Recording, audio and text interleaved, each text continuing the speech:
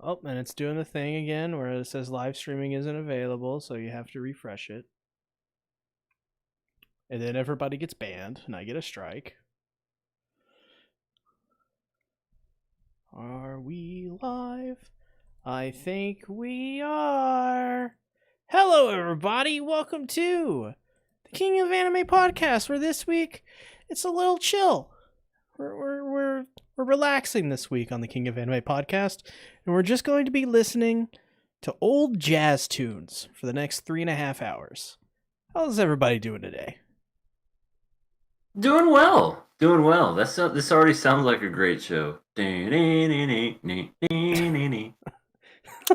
was not promised that. I thought I was going to listen to the sweet moans of SeaTactics. Oh, sweet Jesus! I don't know what jazz you're listening to, but it disturbs me. This is the King of Anime podcast, the show in which we kill and pass things. 2 or more passes, we watch it to the next week. 2 or more kills, it's terrible. Don't ever watch it. Now, I will say, as we get into X-Arm, the rules don't really matter in regards to that show, but for the others, they do. Yeah. I mean, I would like to say I disagree with that. I also have to say that during the stream, I will not be reading the chat. So Satsu's going to be handling all that. Yeah, I don't want to be spoiled. They got a drunk reading the chat. That's how bad things got. This is you guys' fault for spoiling. Yeah. They got to rely on me to do it. Yeah. X-Arm? You guys want to talk about X-Arm? I guess. What is there to talk about? There's a lot to talk about, EA. They obviously edited this in Sony Vegas. Those transition effects. Who approved those editing shots? Who? Like, Crunchyroll. To the producers. Well, really? Yeah, another one? Yeah, this is a Crunchyroll original. I didn't know that. Oh, that's right. No, that's right. I remember you saying that last time. But I can't believe they didn't watch this show.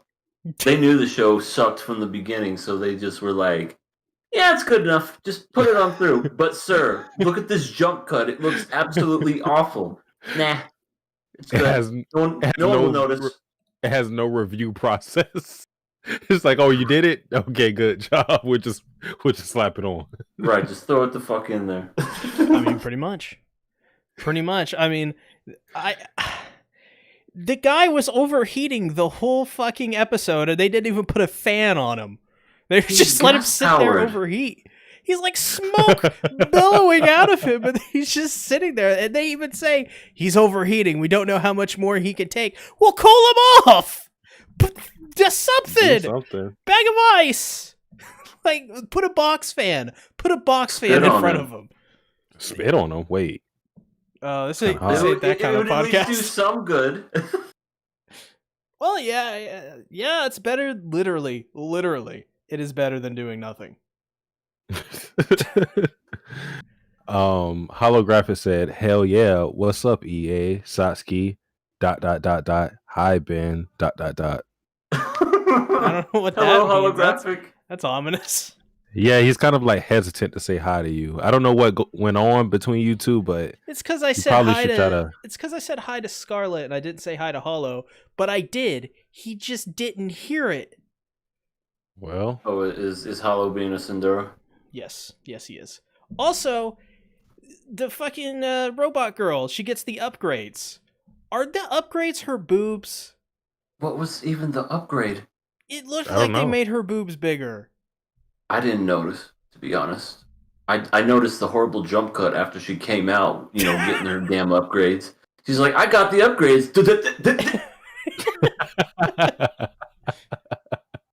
and I had to go back and go, that didn't just happen. Was that me tripping? And I just went back and I went, yep.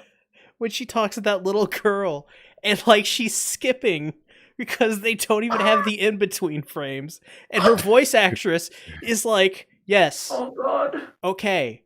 Right. It says here I'm supposed to say this, so I am going to say the plot relevancy to the plot.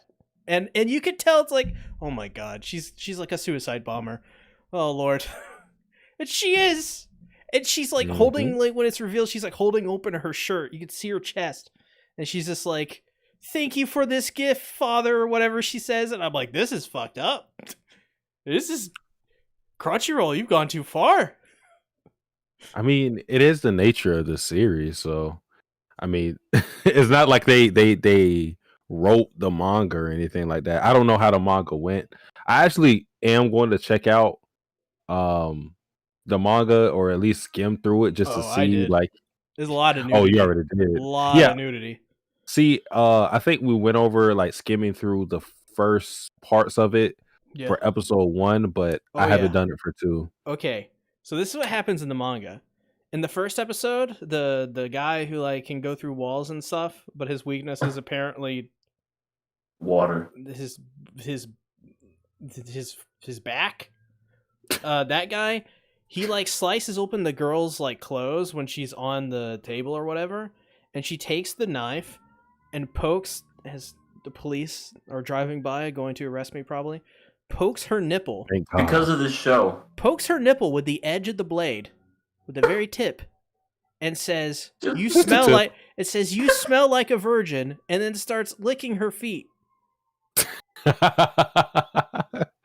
That's not funny.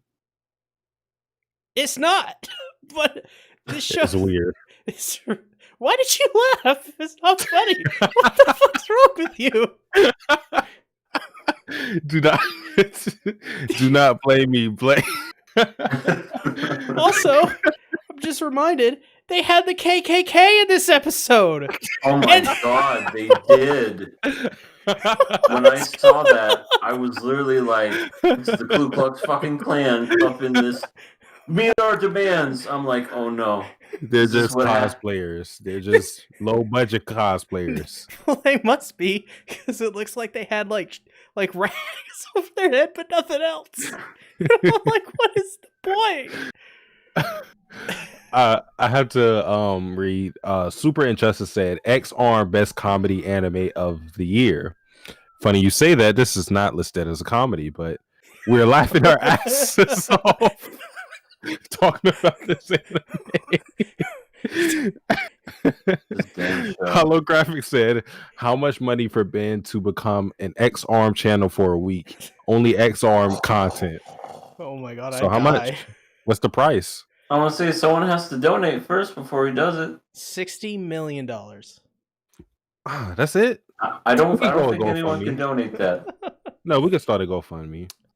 They also used that Patreon. They also like, oh my god, they did the same thing they did in the first episode. They like show the year, and then they like zoom in the year through like the numbers as like a transition effect. Doing it. They kept doing it. Any other transition? They just have that one. That's all they have, and the ones they got on Sony Vegas. Yeah. Ball Breaker, which that is a great name, said X-Arm looks better than Violet Evergarden, to be honest. Well, he is being honest, so. Yeah. Thank you, Anthony Fantano, for dropping that comment. Feeling a light too on this one. Strong 7. I don't even understand what's going on in the story, to be honest. I think I have like a small grasp of it, because we have like, but I don't think I really comprehend it, because you have these. Well, yeah, there's that too. But we grouped up these terrorists and they're blowing themselves up. Okay, cool. But their reasoning for doing it was because the economy was fucked up. So their idea to make it better is to blow more shit up. What? It's X-Arm. What was the point? When the blonde girl is explaining things to the computer, bro. He's a fucking computer. Why is he still a computer? They have androids. What are you doing? She's like 70% of Japan has been wiped out. And as you can see, it's still pretty bad. I'm like, as you can see, I can only see you driving a car on a bridge. Show Yeah. me, please. Yeah, 17% of Tokyo's surface was wiped out due to these explosions. And the way things are is framing things, there's like some big antagonist who's doing all of this. Like this guy, he was doing his thing, but apparently his body fucking disappeared. So there's some guy in the shadows we have yet to see, and he's pulling the strings on everything, I assume. And I guess we're just getting these little moments of these X arms doing their thing. But I'm confused. All right. And the editing doesn't make it better. Like EA already said, like the transitions are the oddest thing. Transition. Did you love it? Did you hate it? It was terrible. It was like there was one where it's done this twice. It did it in episode 1 too. It does this thing where it like zooms in super close and it's on blurry. an area, and then it goes to the next scene. It switches to the next scene, and then there's the one where they just straight up had I don't know what to call it exactly, but like C said when we were talking on Discord, it was like he made the fucking video. It was like some shit where it's just like it slides the screen up. Yeah. Like what the it's a basic transition effect in Sony Vegas. And it did it so slow. It's like if you're going to do that, at least do it fast so it doesn't register in my mind. Yeah, it was like the default time. It was like a 1 second transition. It's like, what the fuck? I've used this effect. I've used it recently. Yeah. Oh. This show's legendary. Let me see what it's sitting at as we speak, because I don't think I don't think it was a thing last time we talked about it, but X Arm was being compared to Boku no Pico. And if you've been in the anime community, you should know what that means, but just to reiterate it, Boku no Pico is basically the anime that is the symbol of ineptitude. Like when you think of All Might and My Hero, you think of the best hero. When you think of Boku no Pico in the anime community, you think of the worst anime ever that people only recommend to you if they hate you or they want to troll you. And X Arm is becoming the modern symbol of ineptitude as we speak. This anime isn't just bad, it's historically bad on a legendary level where not many people can reach. All right. So I think we have to appreciate that factor of it, because again, it's not just settling for being a run of the mill or just a bad show in a season. It wants to let you know, no, I am the worst that you've seen in a long time. So with that in mind, it's very memorable. I'll definitely remember this anime years after it's airing. So it did that. There's a scene where a helicopter is flying upside fucking down. Oh my god. and they take out the, I don't know, I guess you'd call him the cult leader or whatever, and because he's about to blow up. And I was so confused by this one scene. Like 1 second he's about to blow up, the next he's not where he originally was, and we're just looking at the cockpit, and the next he's falling out. Yeah, I didn't know he got shot with a sniper at that point, because when that happened, I went, now that, out of everything else, is probably the worst editing I've ever seen. Like, I mean, yeah, you have the weird jump cuts, you have the scrolling effects, whatever, but that one, I was literally just in awe of just like, what just happened? What the fuck was that? It was great. It was great because he's like, yeah, you're like 1 second he's blowing up, and it's like they literally, it's like they don't animate it, like him like getting shot. So it's just that, and then it's like a jerk to the right a little bit, and he's gone. He's falling. And then he's falling. I'm like, what was that? What happened? And apparently he got sniped, but you wouldn't know it because Which, by the I way, didn't see no bullet hit anybody. that scene where they show the snipers on the rooftop hangs way too long on that moment. It's like 10 seconds of just looking at them laying there, not moving, perfectly still. Oh, not that scene that you're talking about, but one thing I noticed with this series is they don't animate any facial expressions. They don't? If you look at them, sometimes their mouth will move, but if you look at them, their face will not change. Like when police girl was talking to the little girl, she was still smiling regardless of the little girl telling her about this information. She and she was like surprised. She was cursed. Yeah, it's like they just have this permanent face that they cannot change no matter what. It's like they have this weird Botox or some, I don't know. Oh my god. It's like they're like robots, android robots. Yeah, like all of them are robots. I can't really see the difference between them and Alma. People say that Cyberpunk 2077 is this most disappointing thing to come out. Nah. It's X-Arm. I mean, were we ever excited for it? Never. Oh yeah, that's good. That's a good point.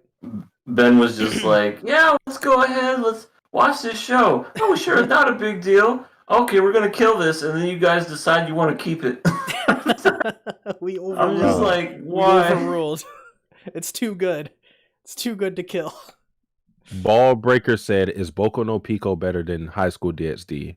I actually enjoy High School DxD for what it was, but I did not continue it past season 3. I just got tired of the whole thing. Yeah, I think I stopped around the same time. So what are we giving this? I'm kind of scared to give it a. Oh my god, I don't know what to do. I'm passing it. You know what to do. Oh god, now the pressure's on me. Yeah. It's like, okay, like EA, at least let me explain my reasoning for what I'm about to say. Okay. The reason, like, okay, you cannot feel relief without stress. You cannot appreciate life without death. Oh god. What is in the same vein, you cannot appreciate animation without X-Arm. We're going to talk about Attack on Titan later in the podcast, but when people bitch and complain about Attack on Titan CGI and they're talking about how bad it is and how Mappa's ruining everything and how they want Wit Studio back, I look at them and I say, do you truly know pain? Do you know the weight of the words that you're saying to me right now? Have you experienced X-Arm? X-Arm teaches me to appreciate the greatness, the goodness, the decency, and a lot of the animation I watch. It just reminds me that as bad as things can get with anime, it will never reach the abyssal pits of X-Arm. Oh god, this is a Dark Souls boss. X-Arm is a Dark Souls boss. Yeah. I never played that game, but and Hollow Graphic donated $9.99 and said, "Please, dear God, pass it." And from that request, you're getting paid. I can't refuse. I can't refuse. I had to pass it. Oh man, Hollow, you guys are getting paid to cover this. Oh shit! I guess. Thank you, Hollow. Or maybe not. Oh Lord. Can we move on? Please. Yeah. Okay. Mushoku Tensei. Okay. The first couple scenes, I was like, oh god, if this keeps happening, I may have to kill this show. I said the same thing. The first 3 minutes, I was so scared. Yeah, I was afraid. I was frightened. I was like, holy shit, she's getting off. This is the perviest shit I've ever seen. She's in the hallway, Roxy, getting off to the sounds of them getting it on. Yeah. And then the next scene is him just staring up her skirt for like God knows how long, and I'm like, and then they played the flashback stuff before this, where it's like it's implied he's looking at like child pornography, and I'm like, the fuck? What am I watching? It was I give them very credit. rough. Go ahead, EA. I was gonna say I give them credit. At least they were open enough to kind of show that stuff. And I agree, it was weird. It definitely I for one was not expecting it, but it wasn't so much the first part of the, like you said, the first 3 minutes that was intriguing to me. It was more like focusing more on the flashbacks was like, I really liked that. I thought that was neat because most isekais don't really do it too. I mean, some shows do, but I feel like ReZero and this one is the only shows to do it. Right. That's really the only one. That's really the only show that I can think of where they think back to where they came from. Everybody just kind of comes into a new world and is just like, well, that's my mama. And then they just say, hey, that's a great day. Have a wonderful day. But this one was just really neat. I liked the whole, I'm probably just skipping ahead a lot, but he was afraid to leave because of his past life. Leave the, I guess, his house. And that was really intriguing to me. But yeah, definitely weird with the masturbation and everything else. I was just like, interesting.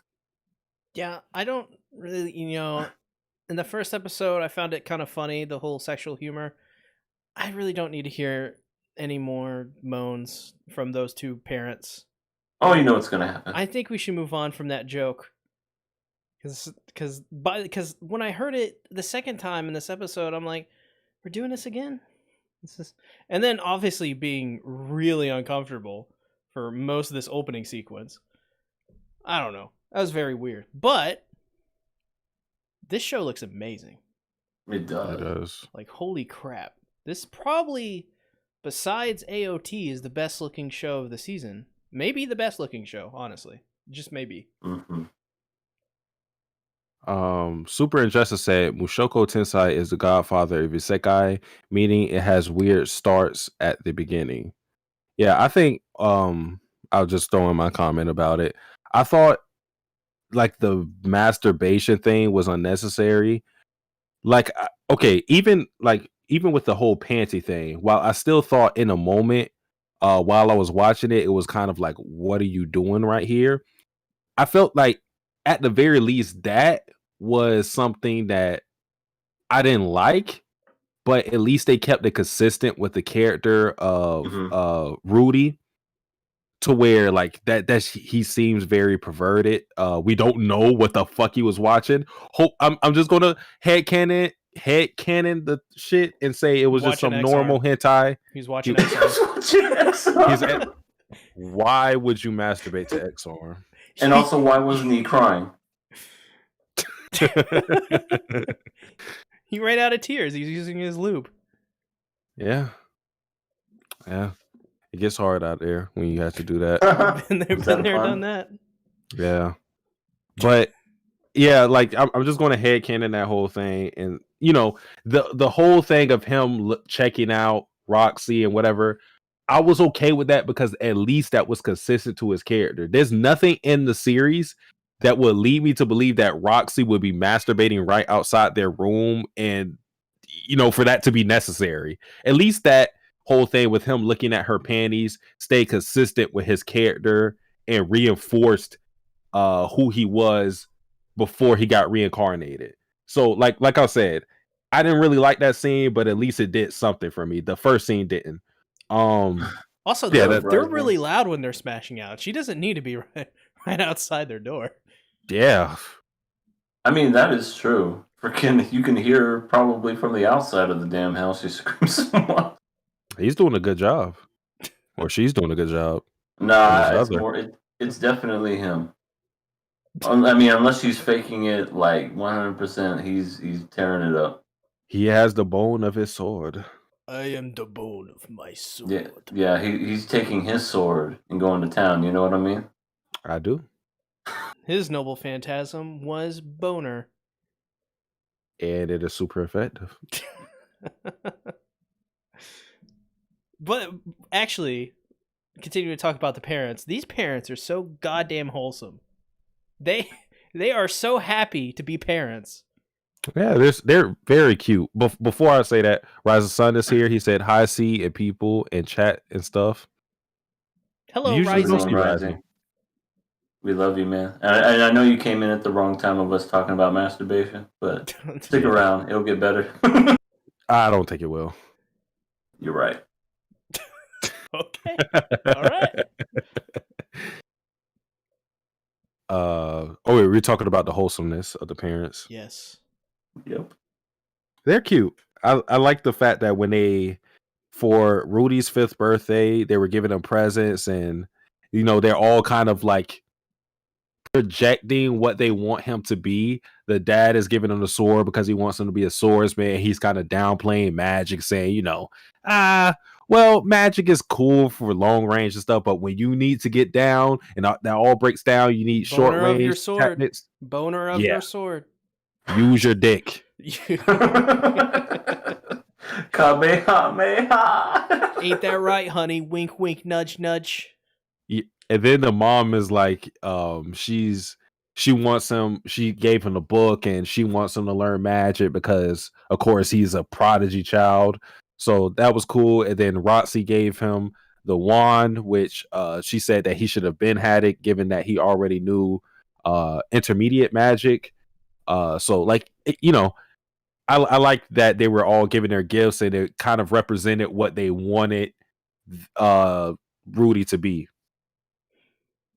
Yeah, very, very wholesome characters that do very unwholesome things sometimes, but ain't that life, I guess. Mm-hmm. Sasuke does a lot of very unwholesome things, but he's wholesome. That is not true. Name one unwholesome thing. No, name 5 unwholesome things. Name 5. Your love for Elsa. You simping Elsa. What? How's that not wholesome though? Whatever the hell it is you have going on between you and Priscilla, I don't want to know. Okay. Let's see. Mother Isabella. It's just all big tittied women. The 5th one could just be big tittied women. Well, saying what you're gonna do with them. Listen, we're not going to go deep into this, but Elsa is a pure love. At least I feel. Priscilla is more lust, so you got me there. Like I said, I would not try to get near Priscilla because I'm more afraid of her than anybody in ReZero so far. Maybe Ekidona is a little more fearsome just because of what she can do, but Priscilla is way too unpredictable for me. So no. Oh, I gotta let the cat in. Isabella, I mean, Isabella's, if loving Isabella is wrong, then I don't want to be right. So yeah.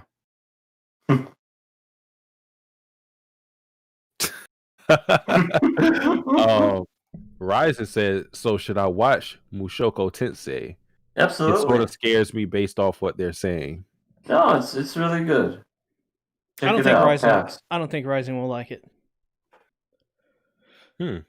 Yeah, I don't think. Well, the vote now is up to Sasuke. I mean, I don't know Ryzen enough to know his taste like that. I mean, I think we all think it's a pretty cool series. I don't think we think it's great or anything like that, but it's just a fun watch. Definitely. Yeah, it is definitely fun. That is for sure.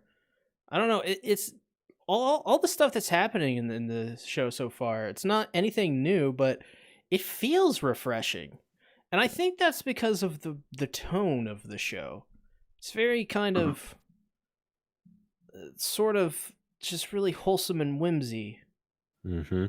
It's really fun. I don't know. Like all the characters are really fun. It almost seems like a calm before the storm type thing. See, maybe to let our guard down, and then all of a sudden, in comes the Goblin Slayer. Well, Roxy, oh no, Jesus. I know, like Roxy was talking about like this demon threat or whatever it was called, the Superd or whatever. So there is that, but I don't know if we are going to see that. The show hasn't really given many inclinations that we're going to see something really dark and edgy happen. At least not right now. It seems to me like what I theorize may happening, I guess, is, as my cat sneezes, is that Roxy went away, and so now Rudy is like, I'm just gonna train to become the best mage and swordsman ever, and I'm gonna go to this school because this school is unlike the school that I went to before that stripped me naked and chained me to a gate. What the hell? That was pictures. That we gotta talk about that. I want to read Rise's comment. He said, EA said to watch it, so I must. If I don't like it, I blame C. Sweet. But yeah, that backstory, my God. There's always that anime that has the high school kids who are overly like psychopaths, crazy and sadistic. It's like, who raised you to do this? They tied them up. Or not tied him up. I guess you could say tied him up. They tied him to a freaking gate. Yeah, and stripped him naked and started taking pictures. Called him limp dick. I'm like, I'd be limp dick too if you did that to me. Right. What, do you I'm want me to like get a boner? Full-on erection while you take pictures of me. Boy. Yeah, he's kind of trapped. If he's not hard, if he's not horny, then it's like, oh, limp dick. But if he is, it's like, oh, hentai pervert. It's like, what do you want from me? You like being tied up and humiliated? Whoa, half chub. What? That's the key. Get half chub. So you gotta get half hard on. Yeah, just like part way there. You know. And then they'll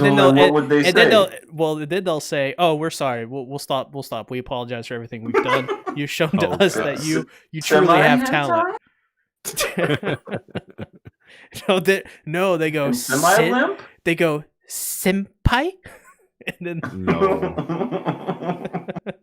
How do you get half hard? What do you think of? X-arm. That makes you half hard. Well, this is why that gets me a full on.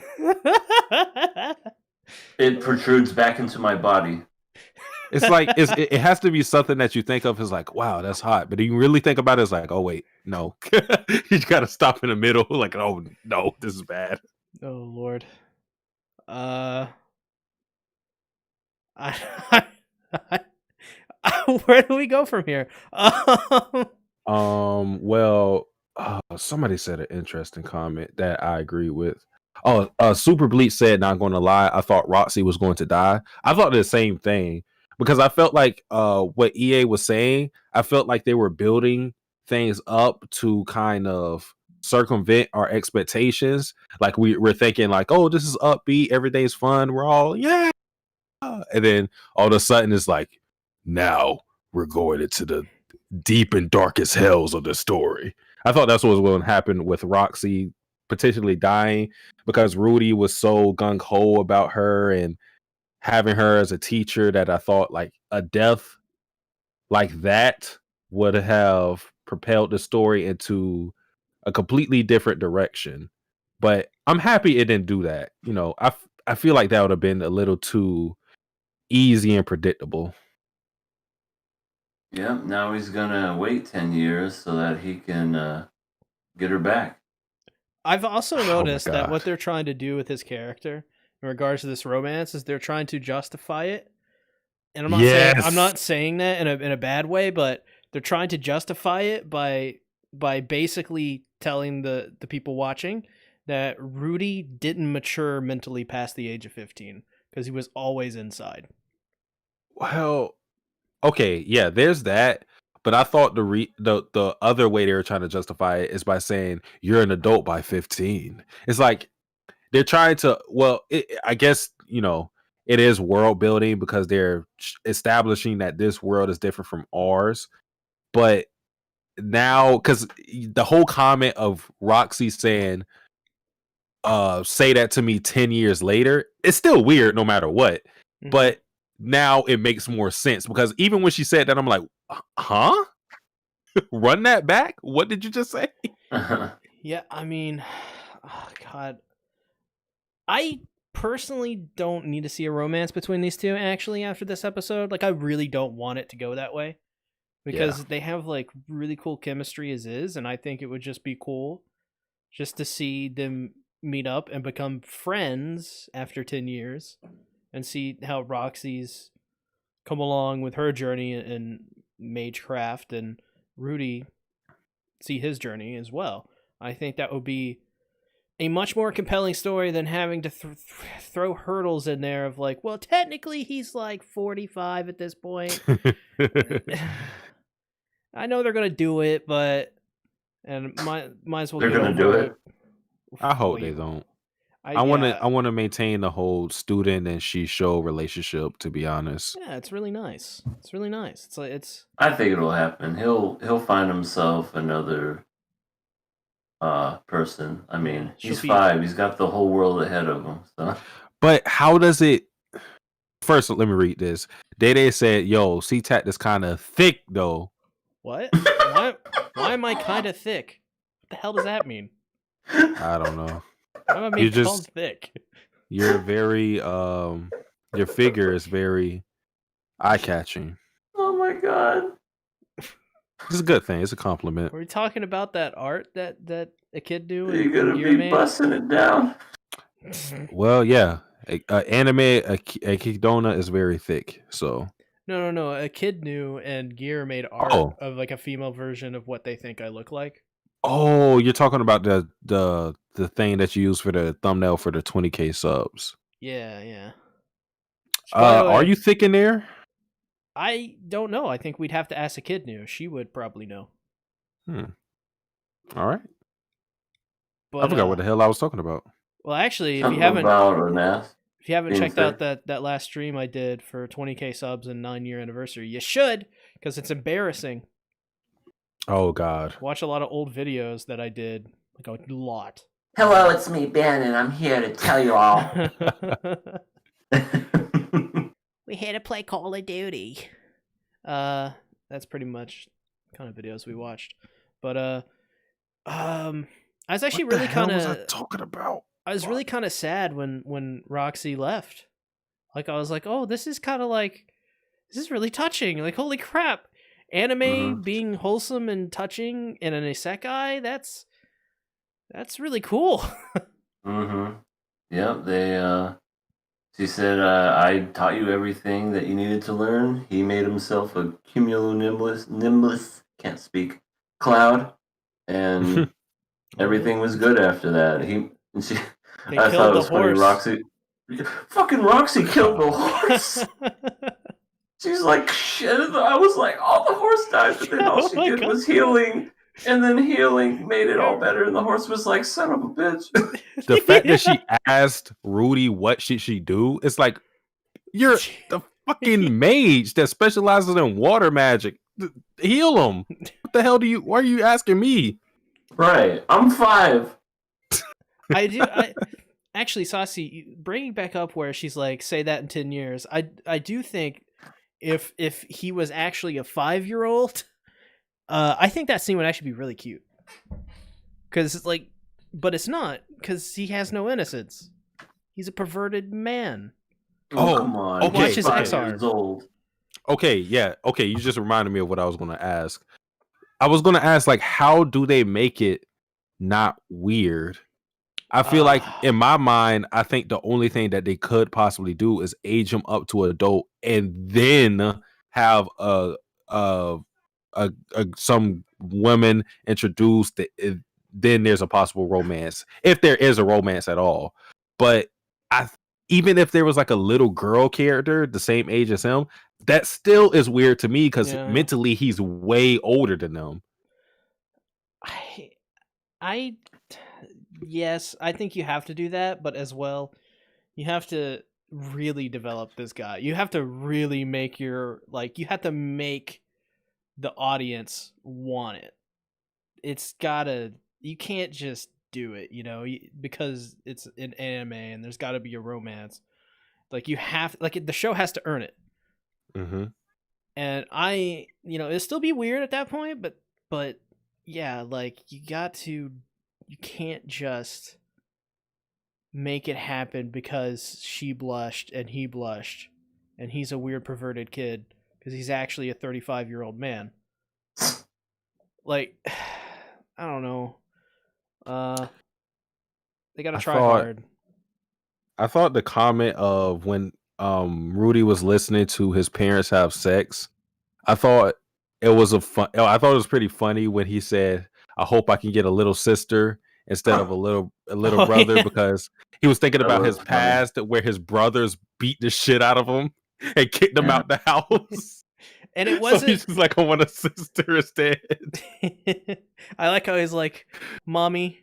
Or I like how he's like role playing in his head. He's like, he'd be like, "What happened if I went to them and asked, like, Mommy, Daddy?"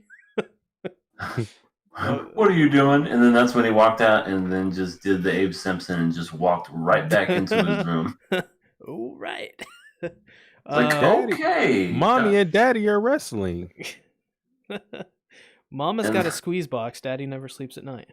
Oh, and the mage is right outside their door for some reason. What the hell? It happens. In what household?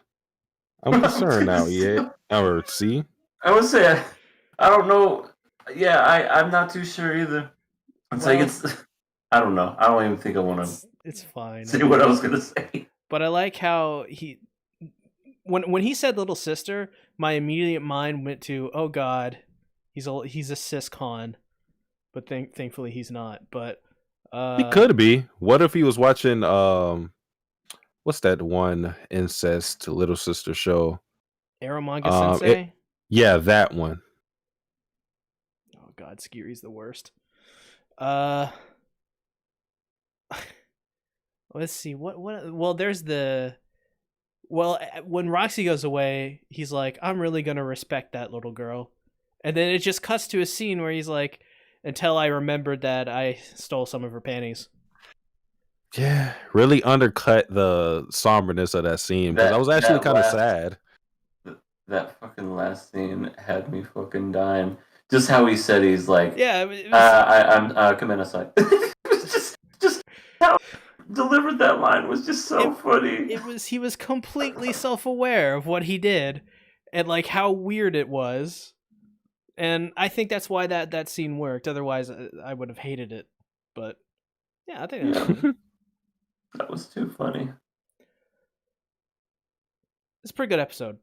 I'm gonna give it a pass. Yeah. Pass. I'm passing it. We didn't talk about this. I'll just say it really quickly. Roxy said something about the demon race to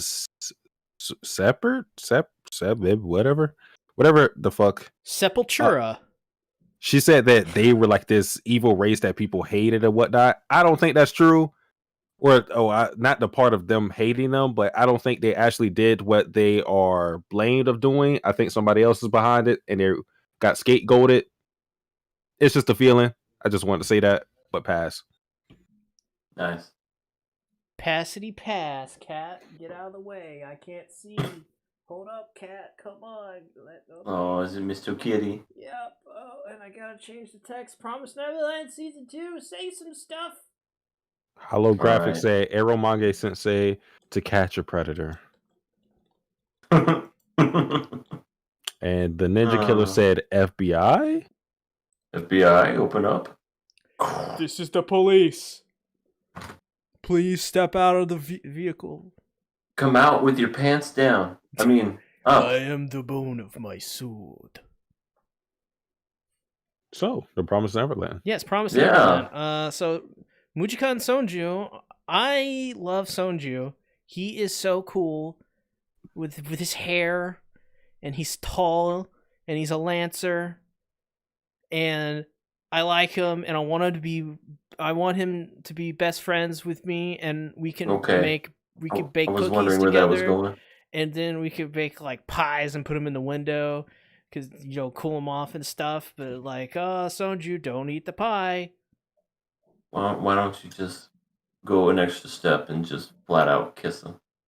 No. It sounds like you have an elaborate fantasy with this guy. No. No. Sonju's a bro. Come on. Yeah, but I making can just pies? I can imagine SeaTactics' character Apple in pie. Sonjo. Let me tell you about my best friend, and they're just like doing shit together. Then we That's too have funny. it did because of that song. We have an arc where we like, like do a bro breakup, and then it's just like, hello darkness, my only friend. And then we have like a montage where it's like raindrops keep falling on my head. No, We're my like head. playing in the rain. See, this is a great Oh my brocom right gosh. here. Right, and then you do that scene from Zoolander. Wake me up before you go, and then you just freaking light yourselves on fire.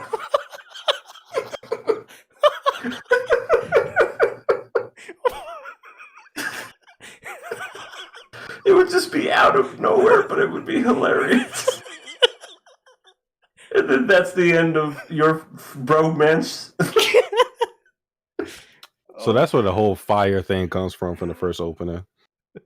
Yep, fire. I miss the old opening so much. The new opening sucks. Okay, it doesn't suck. It's just very generic. I really really liked how Emma in this episode, how she developed a little bit, where she was like, "Hey, I don't want to kill any living thing, but like if I don't, like I'm gonna be letting a lot of people down." Yeah, that was pretty cool. I enjoyed the her growing, and I wanna say I was kind of right. I said the aliens were vegetarians. Wasn't that? They were Jewish. They basically What? well, listen, they just don't eat pork. Jewish people don't eat pork. So, these are the aliens that don't eat pork or humans because of their religion. Wow. Or okay, I mean, what? I mean, am I right? I mean, that's kind of what I thought of it as. It's like, okay, it's not a vegan thing; it's a religious thing. So it's kind of close, but was Yeah. 100% right. And yeah, I still think that even though they're not going to eat the humans because it's their religion, I still like to think what Sasuke said last week, where he's like, "Do you think they could like sell them out? Do you think they can be trusted? If you give them enough money, I'm sure you could turn anybody to do something. Who knows? Mm. Um, maybe they will get sold out. It's like, sorry, I mean, I know I don't eat you guys or whatever, but we got to eat too, as far as like money is concerned." I'm not going to eat you, but I know somebody who will. Pretty much, right? It's like one of those, I absolutely cannot stand humans, but this group of people over here will pay top dollar for you. Yeah. Going back to what C said about Emma, I've learned to appreciate Emma reading a manga because she wasn't someone I initially liked too much. I still liked her. I thought she was a good character, but I didn't really appreciate her enough because she just didn't fit the mold of the characters I like. I like characters more like Ray, characters who were kind of I guess jaded, and they have like this cynical outlook on life. Emma's very positive and optimistic, but one thing I like about her is she is a person that will try to take the path of no resistance. She'll try to make sure that she doesn't have to fight or hunt or kill or anything like that. But when driven in a corner, when there is absolutely no other thing that she can do, she will do it. It's not like she will refuse it. That's why she wanted to learn how to hunt from Sonju, because she realized it was going to be a necessity. She does not like killing, as we've seen when she killed the bird. It was like, for her, that's not something she wants to experience. She doesn't want to take life, but she realized for her to keep living and for her family to keep going, it's something she has to do. So she is someone that will take compromises, like we've seen with the kids. She didn't want to leave everybody. She wanted to take everybody with her on this journey outside of the farm. But she realized that if she did try to do that, they wouldn't make it. So she will take compromises, and I like that about her character. Yeah. Emma is she's a leader. Like she is kind of like the de facto, her and Ray, really, but really she's kind of like the main figurehead of everything. And I think for her it's one of those things where like she has to do all this stuff. She has to be able to learn, and every piece of knowledge from Sonju and Mujika that she can get is extremely valuable because they know nobody else to help them along their journey and help them survive in these woods, these forests. So it is very important for Emma to do these things and to do what the other kids may have to learn later. I don't know. It's kind of like ripping off the Band-Aid. It's just like, when are you going to do it? Now or later. You're going to have to do it either way. So I guess for her, it's like, might as well do it now. I do as well find it really cool how in the beginning, she's the first one to get super angry at Sonju and yell at him to ask where the kids are. So yeah, that really backs up how much Emma cares for her family. And really, like, I don't know if this was in season 1 as much, but it really feels like in season 2, Ray and Emma especially have said plenty of times now in this season that they really consider all of these people as actual brothers and sisters. Like, they're all one big family. And I found that, I don't know, I didn't notice it in season 1. Maybe it's just been a while since I watched it, but I thought that was really, I think that aspect about them is kind of neat. Season 1 was basically them just trying to escape majority of the time. This time around, now they're kind of out to where they can have that bond. They can do that because now they don't have anyone else except themselves. Yeah. I thought it was nice. I guess you could say like a callback to season 1. Because I had completely forgotten about those damn flowers that just suck out all the blood. Oh yeah, the Vita plants. The Vita. Yeah, the PlayStation Vita. Instead of vitamin water, it's vitamin plants. It's branded and everything. Right, exactly. To get that great tasting feeling and blood sucked out, make it Vita plants. I wonder if demons do have commercials for their demon or human platte. Like, go to our restaurant. We really know how to cook humans. I wonder if they do cook them. Do you like kids? We got chicken. Oh God! I just come up with this brilliant idea. Instead of KFC, it's HFC for human fried. No, I fucked that all up. Human fried chicken. Human fried human. Kentucky fried. I was about to say human fried chicken. Well, we're anyway. Gracefield fried chicken. Right. Gracefield fried human. See, it's hard not to say it, but yeah, it's like at my place we got some delicious children fingers and children thighs, children wings. Why are the demons southern? Because it's finger looking good. Oh, I do declare. Right. Oh, I do declare. We got some delicious children here. A delicacy, a plenty. Sounds more like Kevin Spacey. Claire, get the limousine. I was thinking more of a Louisiana type. I guess, yeah, Frank Woods is from around that area, right? Louisiana? Rollins? Rollins. Anyway, that would be so funny. Someone needs to make a parody commercial of aliens selling children. Like cooked children. Yeah, them just advertising it. Wait. So they're called demons. So that means this is this is a sequel to Doom Eternal. I never played it. Tell us Doom more. Eternal. I mean, Doom Eternal is great, but I don't. They're not demons though. I thought that's what the kids call them. I thought their race was called something else. I don't think they have a name for their race, to be fair. Really? But I just think the humans just call them that because I mean, what else are you going to call these creatures that look like that? I think demons are the only appropriate thing. Well, the reason okay, that's scary. Well, the reason why I said that was because like I felt like there was like, you know, your bro was just like, whenever Emma was like, "You demons," he was just like, "Demons," like he'd never heard that before. It's like, demons? We're demons? What?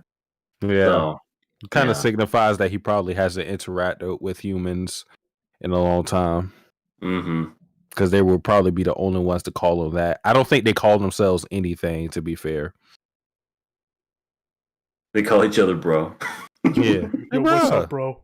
Hey, bro, you wanna watch the big game? Throw back a couple brewskis? Okay, Peter Griffin. We'll go ahead and we'll watch the brewskis. Watch the brewskis. Oh my god, I am off tonight. Don't worry, that's me most nights. QRW6 said, this episode revealed how the world has been and has been like this all along. Oh my god. Yeah, that was crazy. 1,000 years. Mm-hmm. That's so crazy. They split the world in half.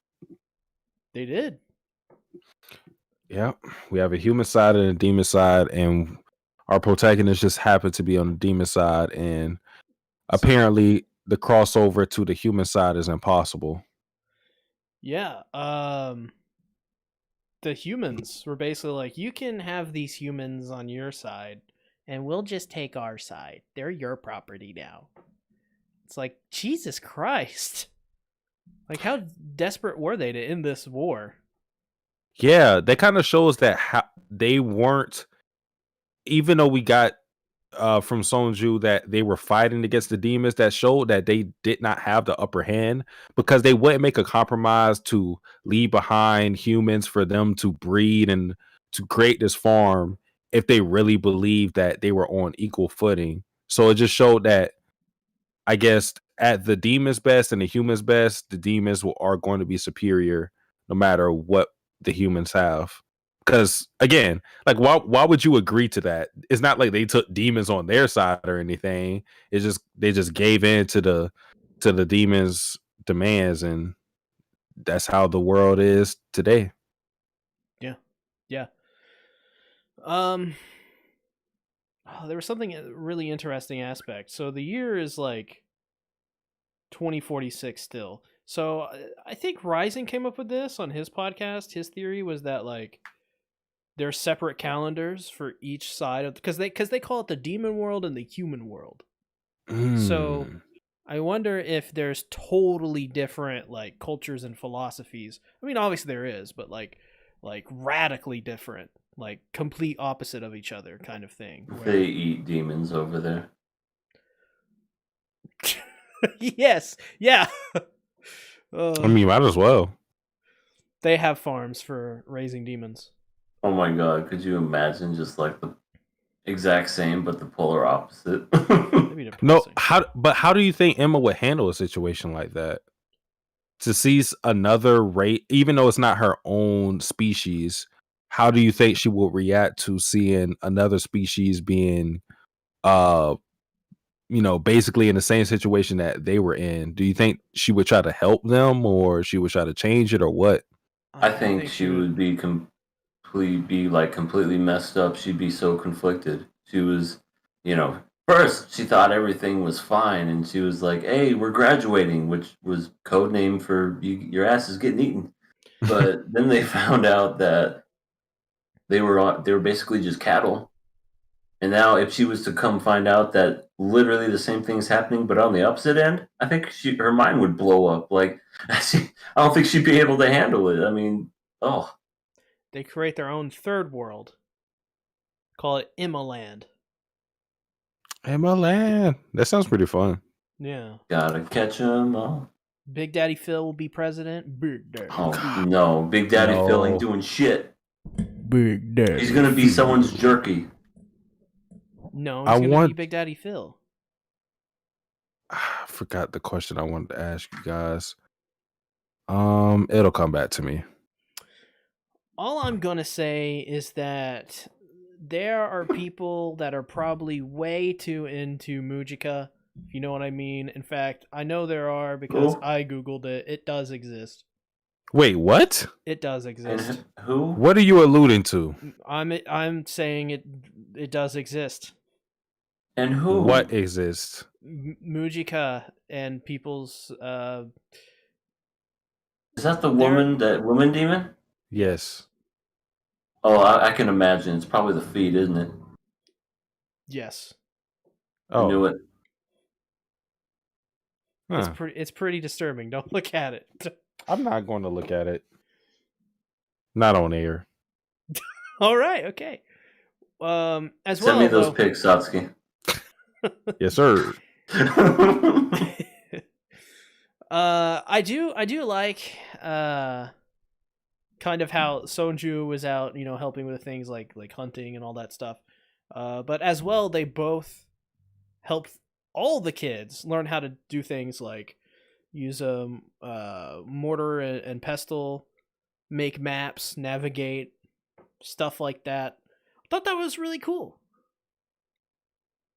And what was actually a nice little touch to that as well was like they helped them and then they showed gratitude in return. So I wonder if Mujika and Sonju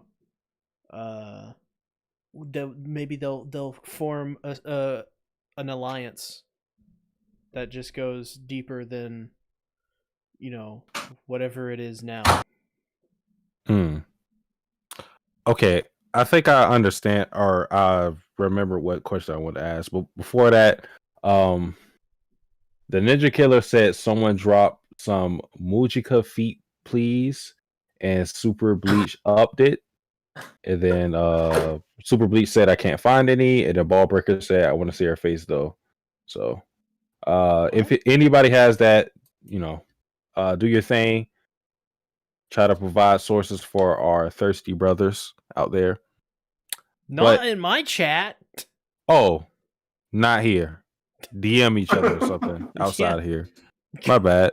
Do it on Twitter. Do it here. Yeah. The question I wanted to ask you guys was, now that we see people like Sonju and Mujika who they seem to be very human-like, they don't have a desire to eat humans. They seem very pleasant. They help the kids out a lot. Do you think that's going to change Emma and the rest of the game's perspective on demons as a whole?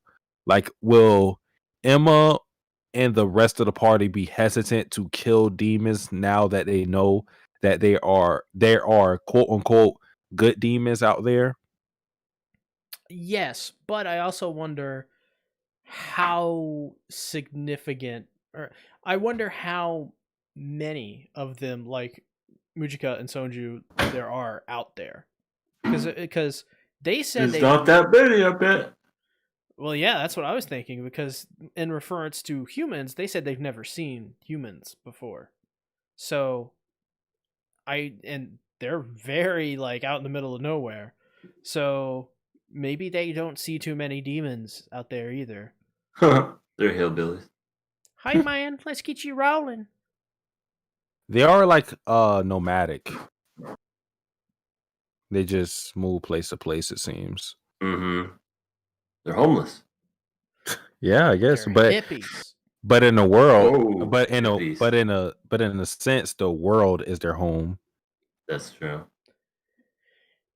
And the world is their oyster. True. I feel like waxing philosophical right now, you guys. So deep. QRW6 said this podcast has been going great lately. I agree. Yeah, it's because we actually have shows to talk about now. Yeah, instead Fall of mountain sucked. climbing girls. Well, I think you guys like that show, right? No, we did. Yeah, we did. You were the only my- one that was like, "Oh my god!" And then the Shimamura. Oh, Oh yeah. Oh my yeah, god, that one was bad. there's like a clown fetish going on. I Clown don't know. fetish? I don't know who started this. Was it Ballbreaker who started this? He said it's all about the clowns. And then Alejandro said clown waifus. Do any shows have those? And then Ballbreaker said ReZero has clown waifus. And then Clown Alejandro Husbando, I said guess. Roswell ain't a waifu. Felt is though. Oh, And then Ballbreaker said Felix though. And then Alejandro said maybe. I don't know what's going on. what? It's a bunch of There's thirsty. like a whole debate. It's Thursday, Thirsty Monday. Counters Roswell not being a waifu with Felt being a waifu. Felt's 15. She wears a tube top. And at least in Baby Isekai, 15 is an adult. Yeah. All But right. not in a Rotary Zero, so that doesn't count. I was So you gonna want say, to are we rolling into ReZero now? I mean, this episode of Promise, I feel like a lot of Promised Neverland right now is we just gotta like experience it. Because like, I mean, there's plenty of stuff that happens, but it's like stuff we can talk about in like 5-10 minutes. Which I like those shows, but I do wish we could talk about it like we talk about Mushoku Tensei and all that stuff. So we passed it. Oh yeah, passing it. Can't wait to see what happens next. I think they're all gonna die. I don't think we'll ever. I think we'll pass the Promised Neverland every time. And by the way, Alejandro said he is 15. So yeah, there you go. He's 15. It's legal for him anyway. I'm gonna cry. ReZero. Let's hope I don't get a strike. The show is back. The show is indeed back. Oh my god! What did you guys think about the first 2 episodes so far of this season? I should have watched them. I want to say I didn't know we were covering this. I said we were. I'm totally messing with you. I cry. I mean, Saskia, are you being serious or? I don't know. Find out. Okay. Find out from my lack of knowledge or just I guess abundance of it. Right, you're just gonna be like, yeah, the things and the stuff happen with the things, and just say some generic shit like, oh shit, oh yeah, the Rem did some shit. Rem, yeah, Rem isn't that crazy how she came back to life? Wait, wake me up. Wake me up, is That's what it reminded me of. But what happened the episode before this? Like, oh yeah, Puck like left. Yeah, Puck. Like, he came back just to leave. He's like, hey girl, I know I said I would never leave, but I'm out. Hey girl, my daughter. Hey girl. Hey girl. Hey yo, holler at your boy, girl. Hey baby, I got somewhere to be. So you're cramping my style. He came back and then he left permanently by breaking not just her heart but her gem and the contract.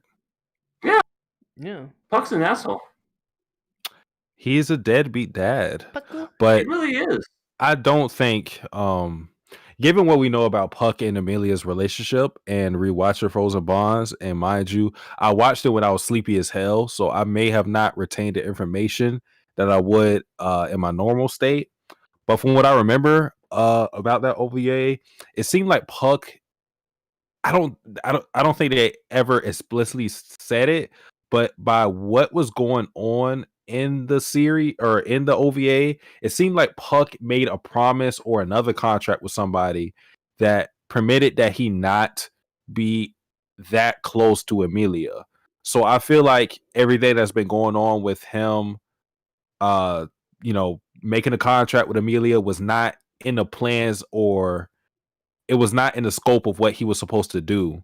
So him disappearing at this time is just a consequence of him not being permitted to being that close to Amelia in the first place, because he loves Amelia from what we've seen. I don't doubt that at all. So I think what happened with him disappearing was out of his control.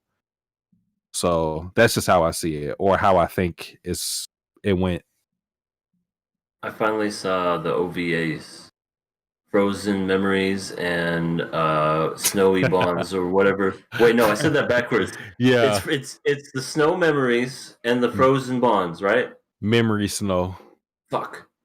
It's that one, and I got the second one right. Okay. Frozen Snow Memories is I don't know. I think it's your typical OVA. It's nothing but fan service. I mean, yeah, it does show a little precursor to, oh look, there's a little cute ice bunny that's gonna kill you and eat your brains one of these days. Subaru, the mayonnaise is frozen.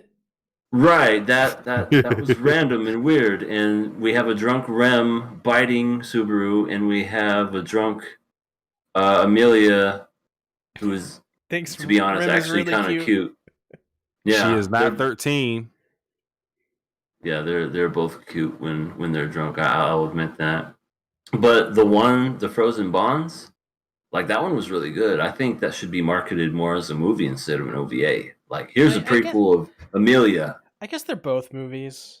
They're both OVAs and movies. Like, it's weird. I would consider them movies, to be honest. But like the Frozen Bonds, I liked a lot better than Snow Memories. I just wanted to get that out there because I wanted to talk about it last one, but then right. YouTube and stuff. Yeah, Frozen Bonds is really, really cool. It's just really cool to see Amelia in that environment of Ilior. Mm-hmm. Yeah, we don't really get a lot of focus on Amelia. I think my favorite scene in Frozen Bonds was when she went out to the guy who gives her the boots, and she exchanges the gems for food and whatnot.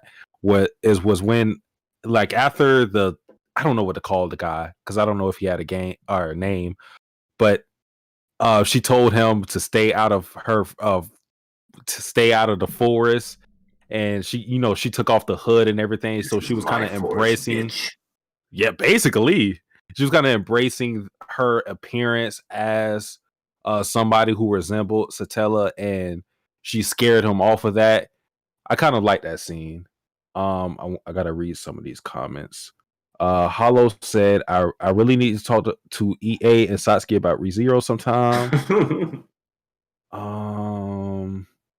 Rico said, when are you going to talk about new shows about Sword Art Online? I can't wait for the series to start up. Have you watched all the Sword Art Online? See? Because I know I haven't. I've watched up like episode 7 or 8 of Alicization, but SAO is persona non grata on this channel. Sony has made it very aware they do not want people to talk about SAO on YouTube. So okay. I will oblige by never talking about SAO on YouTube ever again. Okay. Well, just as a consolation, in addition to what C said about that, I have not watched SAO past the first season, so I don't think we are a podcast built for it. I don't know how EA feels, though. I watched all the first season, and I've never felt more conflicted with an anime in all my life. Like, Sword Art Online's one of those. I loved it but hated it all at the same time. And the second season, I had to drop it after Kirito was like, look at me. Yeah, he was all dressed. He's like, I'm a girl now, and I'm doing all this stuff. I mean, to each their own. It was just weird. So I just kind of... Sinon was the best in season 2. And then they kind of made Sinon the Krillin of SAO. Oh, yeah, Krillin? And I just dropped the mic and I bounced out of SAO after that. I was like, this ain't for me. Yep, big sad. But one more comment. Hollow said, "Oh, Sasuke. Oh my fucking god. Yes, Sasuke-kun. Yes." The contract with Amelia did go against someone's contract, bruh. I'm so happy you caught that. He didn't say it like that, but I'm thinking I got the Rose Wall. Oh, Sasuke-kun. That's just how I thought about it. Very nice of you, yes. Oh my god. So going back to episode 14, I really thought episode 14 was a really great, just starting back point in general. It's the first time in the anime series we get to see Emilia's past. We see Fortuna, which apparently everybody's takeaway from Fortuna was she thick. That's not what I got. But Wait, okay. Oh, Fortuna?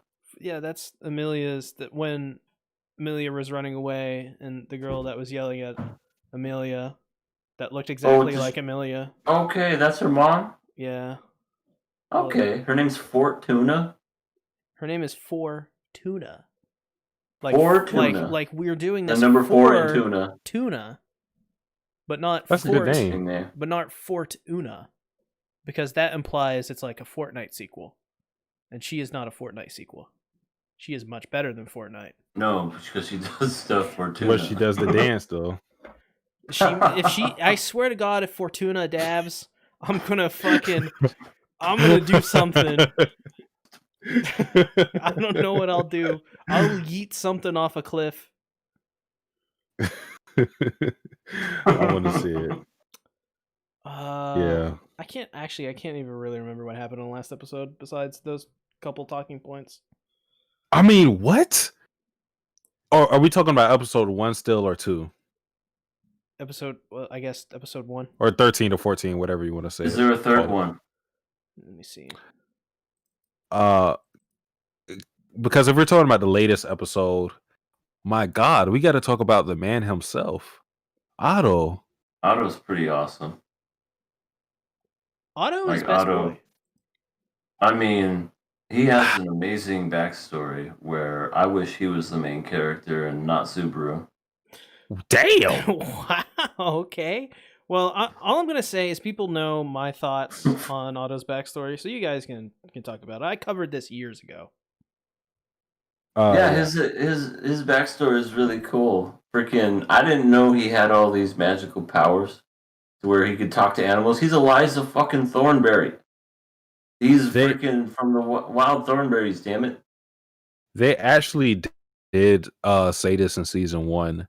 It was as Subaru was running away from Peltagoose towards the end. I don't know exactly what episode it was, but I feel like it was like the last 3 episodes. He mentioned that he had this ability to talk to animals. It was very brief, so it's very easy to miss. It's very easy to miss. I probably missed that. He was just like, I just go out for long walks, do that, talk to animals, and I just do it. Just kind of just talked over it, but I did not know that. Well, but really good backstory, really neat. That's all I want to say. What were you saying, C? Otto's mom, MILF or not? MILF or not? Of course, she's a MILF. She's all right. Yeah, see, I'm with EA. I'm like, definitely MILF status. Yeah, but like, 10 being the MILFiest, 1 being the MILFiest. One being she's not a MILF at all. She's above average. She's a 6 out of MILF. Okay, that's fair. Did the flashback of Otto definitely made me respect him a lot more. I feel like season 2 has been doing that as a whole, because season 1, I think the only thing you could really take away, I mean, there was some good things from Otto, because again, he did get our Subaru to Emilia when things were about to go south.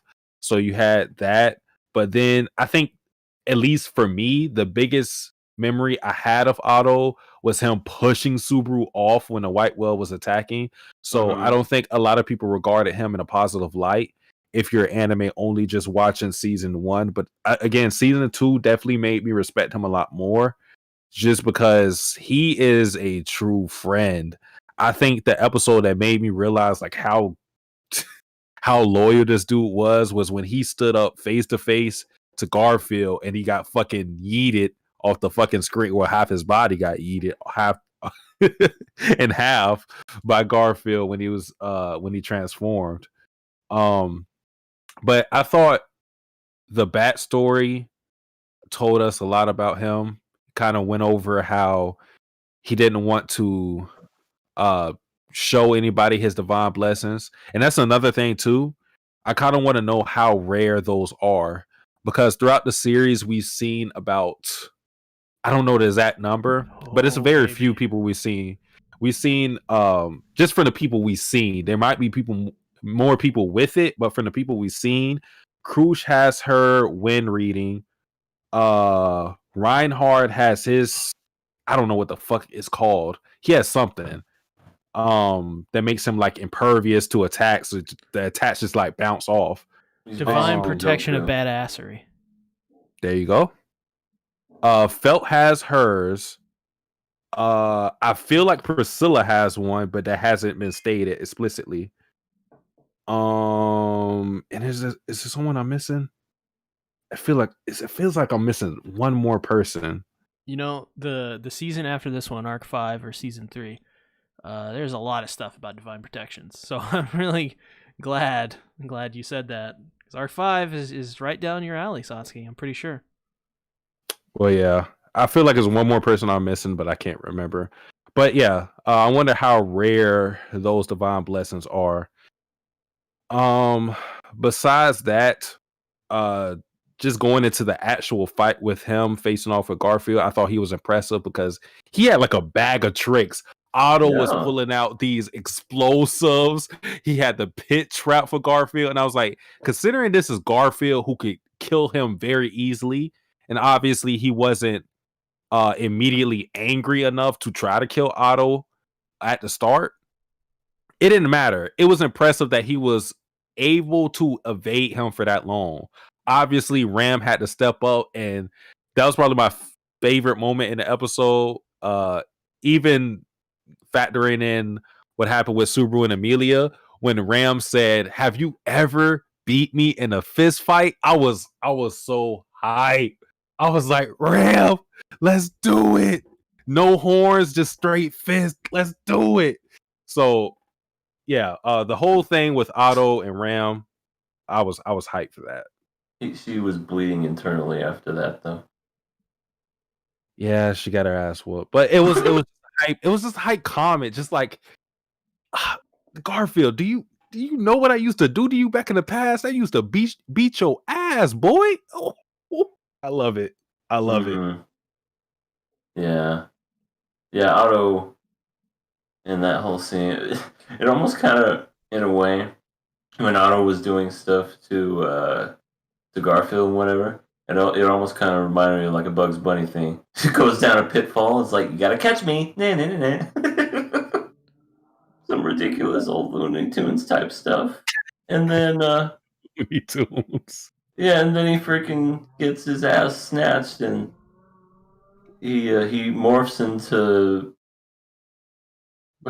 he's just some like yeah, he's like Tony the Tiger basically, and yeah, that was pretty cool. Ram doing her thing. Great. They're great, bastard. But yeah, I'm not. Can I say it? I don't like Garfield. Yeah, I think that's fine. Fine. He always wants to fight people, and he's always angry. Why doesn't he just learn to take a chill pill just like his sister? You know, it's just, he's always just like, I'm gonna fight you. I don't trust you. Is there anything you do like, sir? Because I'm starting to think there isn't one. He likes Ram.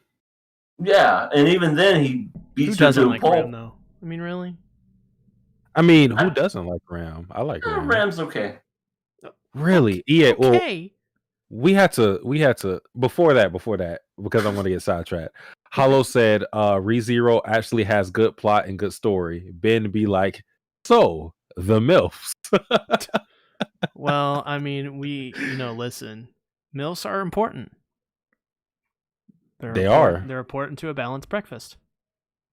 Without MILFs, we wouldn't have the show right now, because look at Subaru. Look at his mom. Yeah, his mom's a total MILF. Mm-hmm. If it wasn't for that mayonnaise thing, I would definitely try to NTR her or. All right, Sasuke's saying stuff live on the air right now. See, we can't stop you that. You were talking about this shit earlier, Sasuke. You just did that yourself. Oh yeah, the whole thing of the narrative of me not being wholesome. I'll retract that. Retract that. I did not say that. I was possessed momentarily. But no, we had to go over the Ram thing. I really love Ram.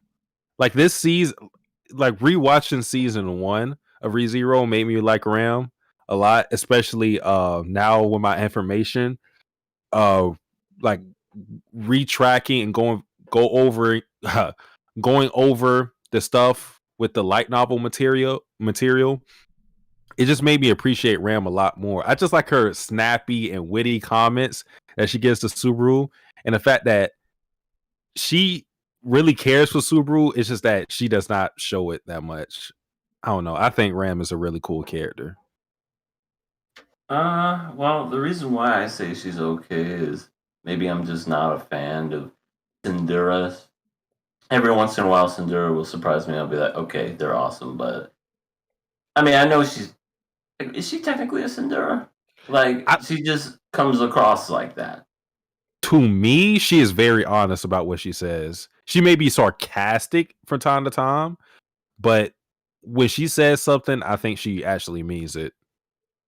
She's one of those that never wants to like say that she likes you or anything. It's like, oh, I think you were smiling. No, I wasn't. But to me, I can't see her as a tsundere because like the stuff that she says about Subaru, I think she actually means. She just says it sometimes tongue in cheek. Like the whole stuff about her thinking that Subaru is useless, I think she actually believes that. I don't think that's her trying to hide her emotions or anything like that. To me, Ram is very blunt. I think. Yeah. I could not say that she's a tsundere. Okay. I don't know. There's just something about her that just kind of rubs me the wrong way. Like, maybe it is the fact that she's very blunt or whatever. Because it's like Subaru, in Ram's mind, he's very useless. But little does she know that he's like one of the most important pieces to like making everything work. But I mean, obviously, how is she supposed to know that? You know, she don't know. But even then, I think she gave Subaru his credit because she said in this episode, the latest episode, that while he may be useless, he does come in at in integral moments. Yep. Yeah, exactly. So she appreciates him. Yeah.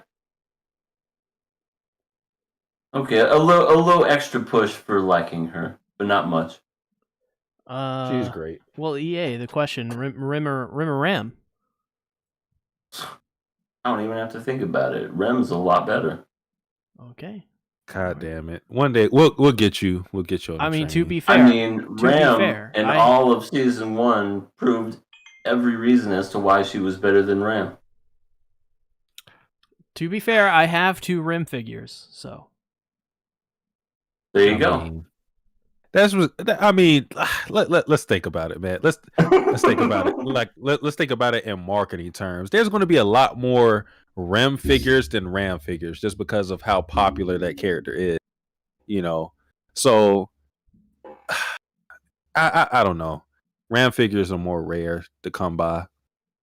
I don't know why we're focusing on this. I bought a Ram figure as well. Good. Yeah. Like an actual Ram? Nah. Wow. Lord. My God. These figures aren't for me though, guys. I'm not ultra weep. I did buy for myself though a Sakura Mato figure. So there you go. Big thick purple. But Amelia had a thing in this episode. We focused so much on Otto and Ram, I completely forgot there was another part. Yeah, that happened. Yeah, I have to kind of admit with Sasuke, it happened. I did. And the reason why I say that is because I don't know. I mean, one hand, I understand. Amelia's just like, "Oh no, how could you? You lied to me. You made me not trust you." It's like, "Oh please." Okay, well, the You, thing with Amelia, that before we even get into this, keep in mind Amelia is literally called a witch. She is referred to as someone similar to the Witch of Envy. She's yeah, so, they could be and twins. literally she's used as a pawn by Roswell. True. She has non-existent self-esteem. She doesn't have any of her memories. Only just started to come back. She doesn't even know what to think about them. Everyone she's ever trusted has ended up using her, betraying her in some form or fashion, even with Puck. That's why she says in this scene, she calls Subaru and Puck a liar.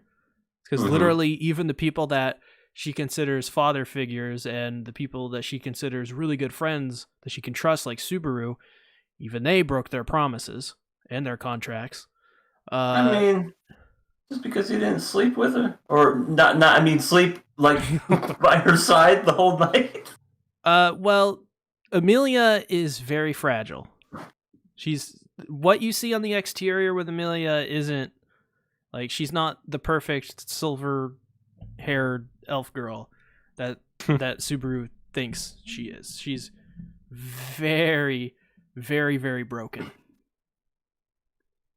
Yeah. So keep He that in pretty mind. much said the same thing Holographic said. It's like you guys are one mind. Well, it's because Well, we know the context of everything because we read the web novel. Well, I Okay. did. just to add my input on the whole thing, I think people really have to like this is why I never understood the hate for Amelia after the events that happened in the Capitol during the royal selection thing where we introduced to everybody, because a lot of people didn't like Amelia for, I guess, turning her back on Subaru at that time, but people really had to hone in on how things are for Amelia. She is by far the most hated candidate, and keep this in mind. Priscilla literally admitted that everybody was grovel compared to her in front of everybody, and she's still the least liked candidate in this whole selection, despite being probably the nicest and sweetest and whatever you want to say. But it's because of her resemblance to Satella that people think that she is a witch and she does not deserve to sit on a throne. So that is working against her.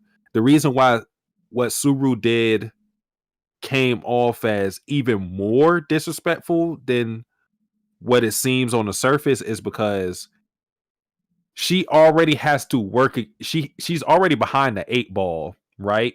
So with Subaru coming in there and totally embarrassing her, putting a spotlight on her by saying he's a knight when he's not really a knight, getting this ass whooped by Julius, and the whole promise that he made with Amelia, because she looked him in the eyes and said, "Can you stay here? Just get healed up by Felix.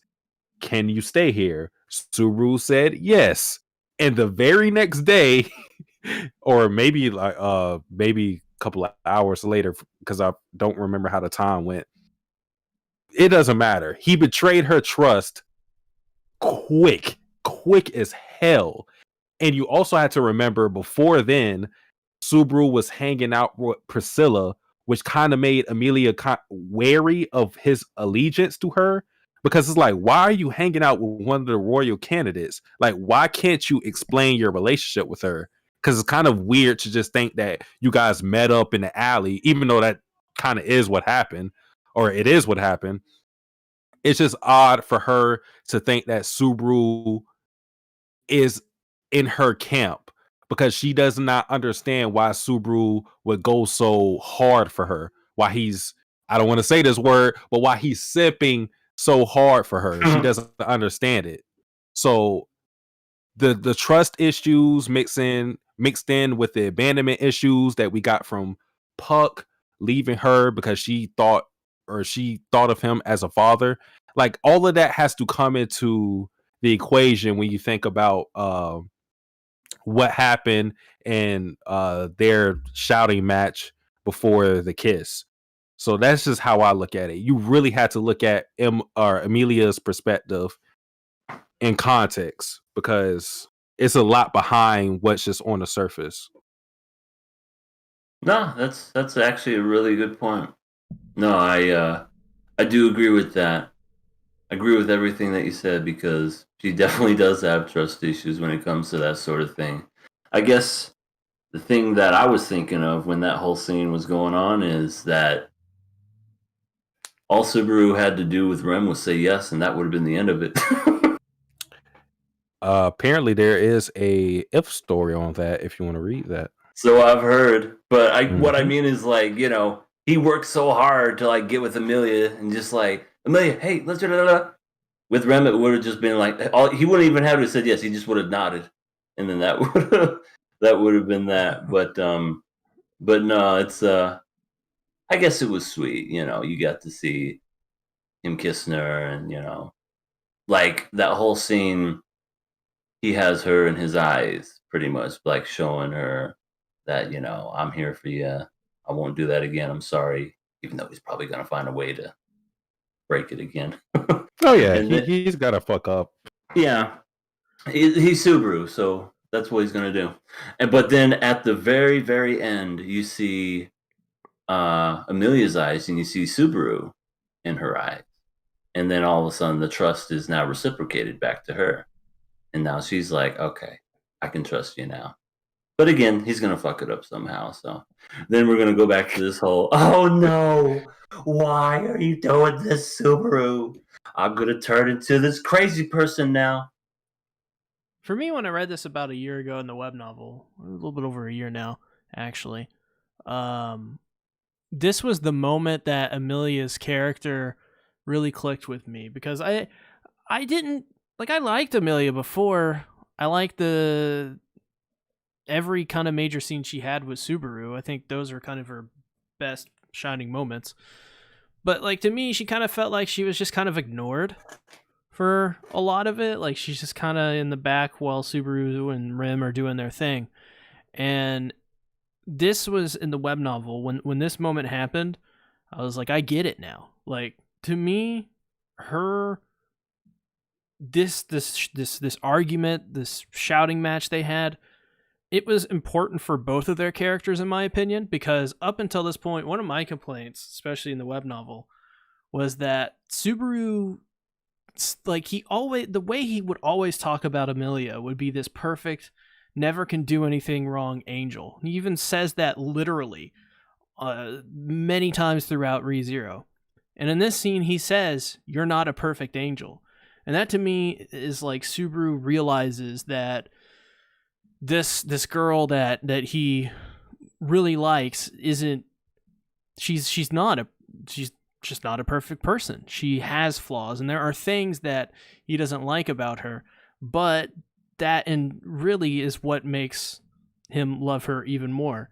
And I think that that really all of that really needed to be said by Subaru in particular, because the thing that I kind of always got, at least for the way I interpreted it, was Subaru always had this unrealistic expectation of who Amelia was.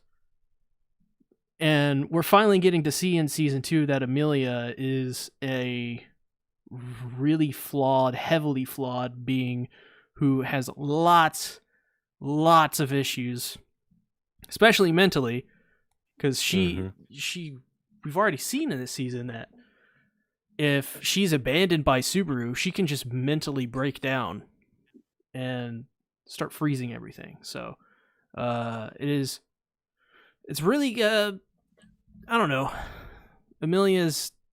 She's walking a tightrope sometimes when it comes to her sanity. But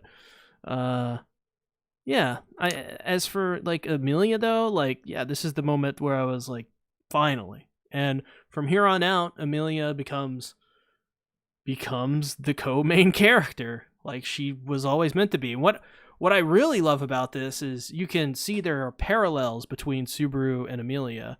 Both of them were kind of ostracized. Both of them had these have to live up to these unrealistic expectations, and It's pretty cool. I think, in my opinion, even though we saw in episode 4, season 2, how heavily flawed Subaru is, I think nothing can compare to what Amelia has to go through. I think she's one of the most flawed and tragic characters in all of ReZero.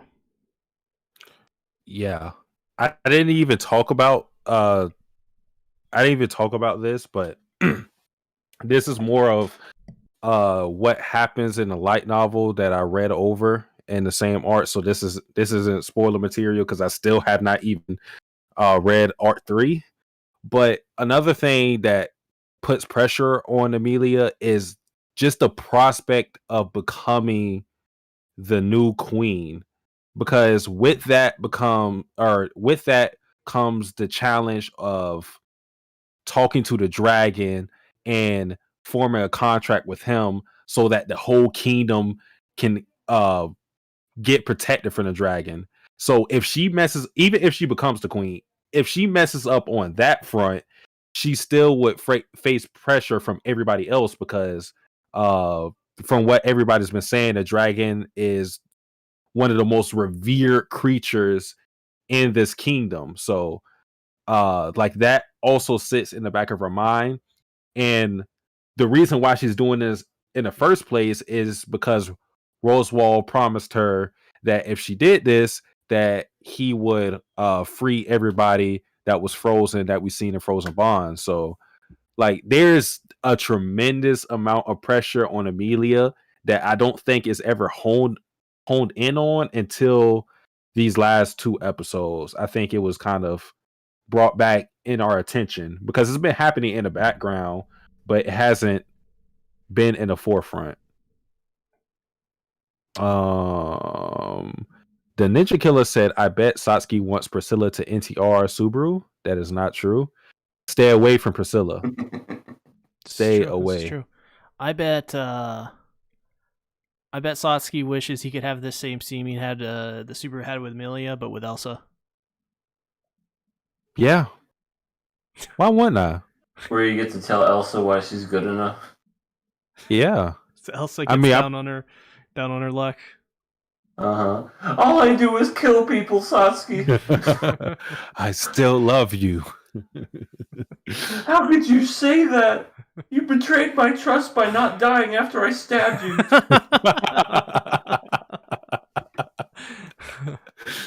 That does seem Elsa-like. Hollow said, I'd like to know from the 3 of you, what did you think of the approach Subaru used to get through to Amelia? Do you think she would have believed in Subaru if he just kept arguing back and forth? Yeah, it's a common tactic. I think we've talked about it plenty of times before on this show and many different shows, but it's you start with the merits, you go into the criticisms, and then you end with you just kiss them right on the mouth. Yeah, you insult them. You all these debates can be, one, whether it be presidential, anything with economics. You just insult them, tell them that you're good, say you love them, and then give them a kiss. My God, all the world's problems would be solved. I will say this to bring back some wholesomeness into this conversation, this discussion. It is really kind of sad a person like Amelia is treated like garbage. She is a goddamn cinnamon roll. Mm-hmm. She's just like, I'm Amelia, I'm just innocent and adorable, and then they're like, we hate you, you're Satan, that's what you are. But I made you a batch of cookies, and look, they got little cute faces on them, and I put all your names on them because I memorized all your names because I love you all. Yeah, evil Satan. Pretty much. The village of, is it Arlon village? Arlem, yeah.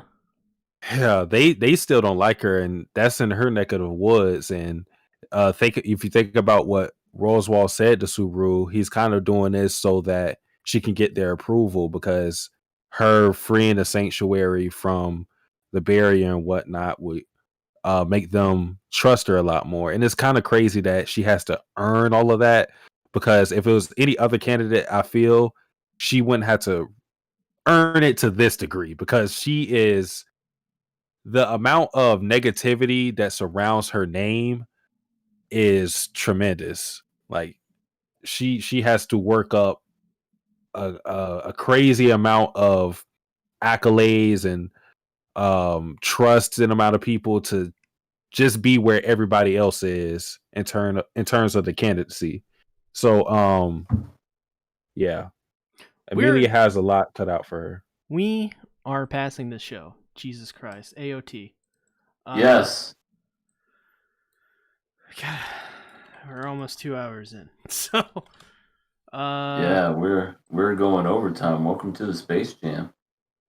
So this episode of Attack on Titan, holy crap. I guess I was sort of right. Where the hell, the little short girl. It's like a maid. The Warhammer Titan. Yeah, maid. I don't know. It was their sister. Laura Tiber. Lara Croft? Laura Tiber. Lara Croft? Damn you. Laura Tiber, mother. Warhammer Titan, bad ass. Holy crap. Oh. Yeah, I thought it was bad, period. I thought you were going to go in a different direction. No. Which, by the way, speaking of, if you're one of those assholes that's like harassing Mappa staff, you can fuck right off. Unsubscribe, please. Thank you.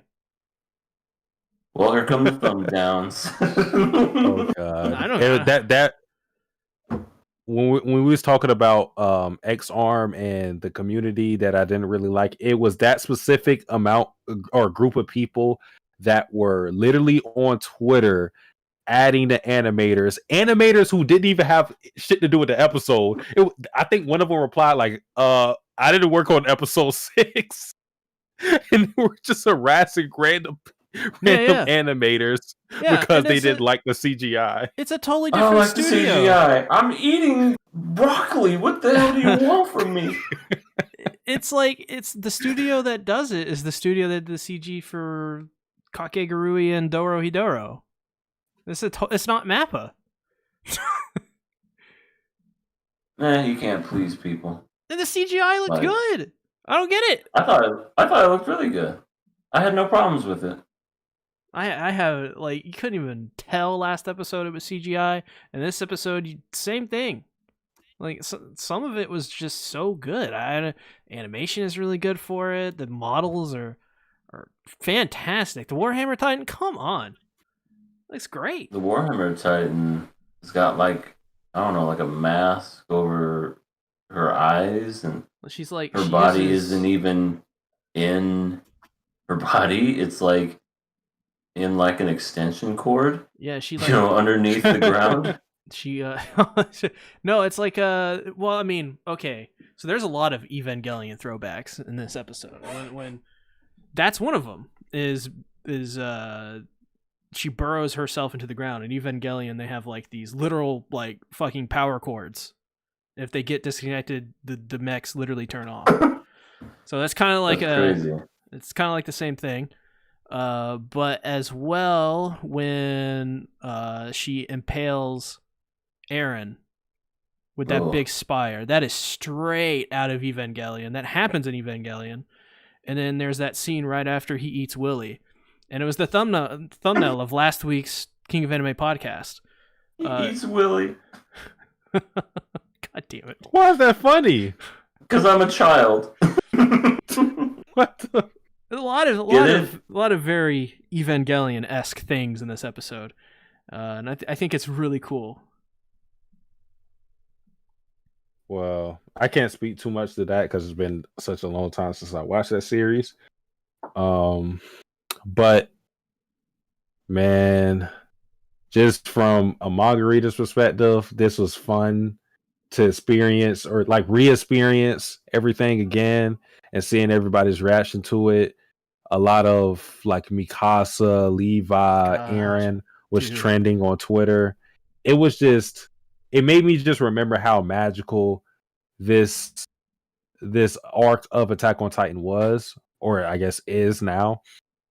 It was just fun for me when I read chapter 101 I was at my friend's house and I ran back home to do a review of it because when I saw the Warhammer Titan doing what she did to Eren, I was hyped beyond relief. I was like, Eren is the attack Titan. Like, he's offensive based. Obviously, Warhammer is also offensive based, but I'm just thinking Warhammer Titan just dismantled Eren. Just put him in the dirt. If it wasn't for Mikasa, Eren would have died. Like, there's no question about it. He would have died.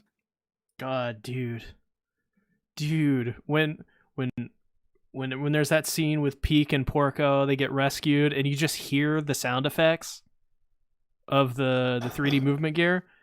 Oh my god, that was amazing. Mm-hmm.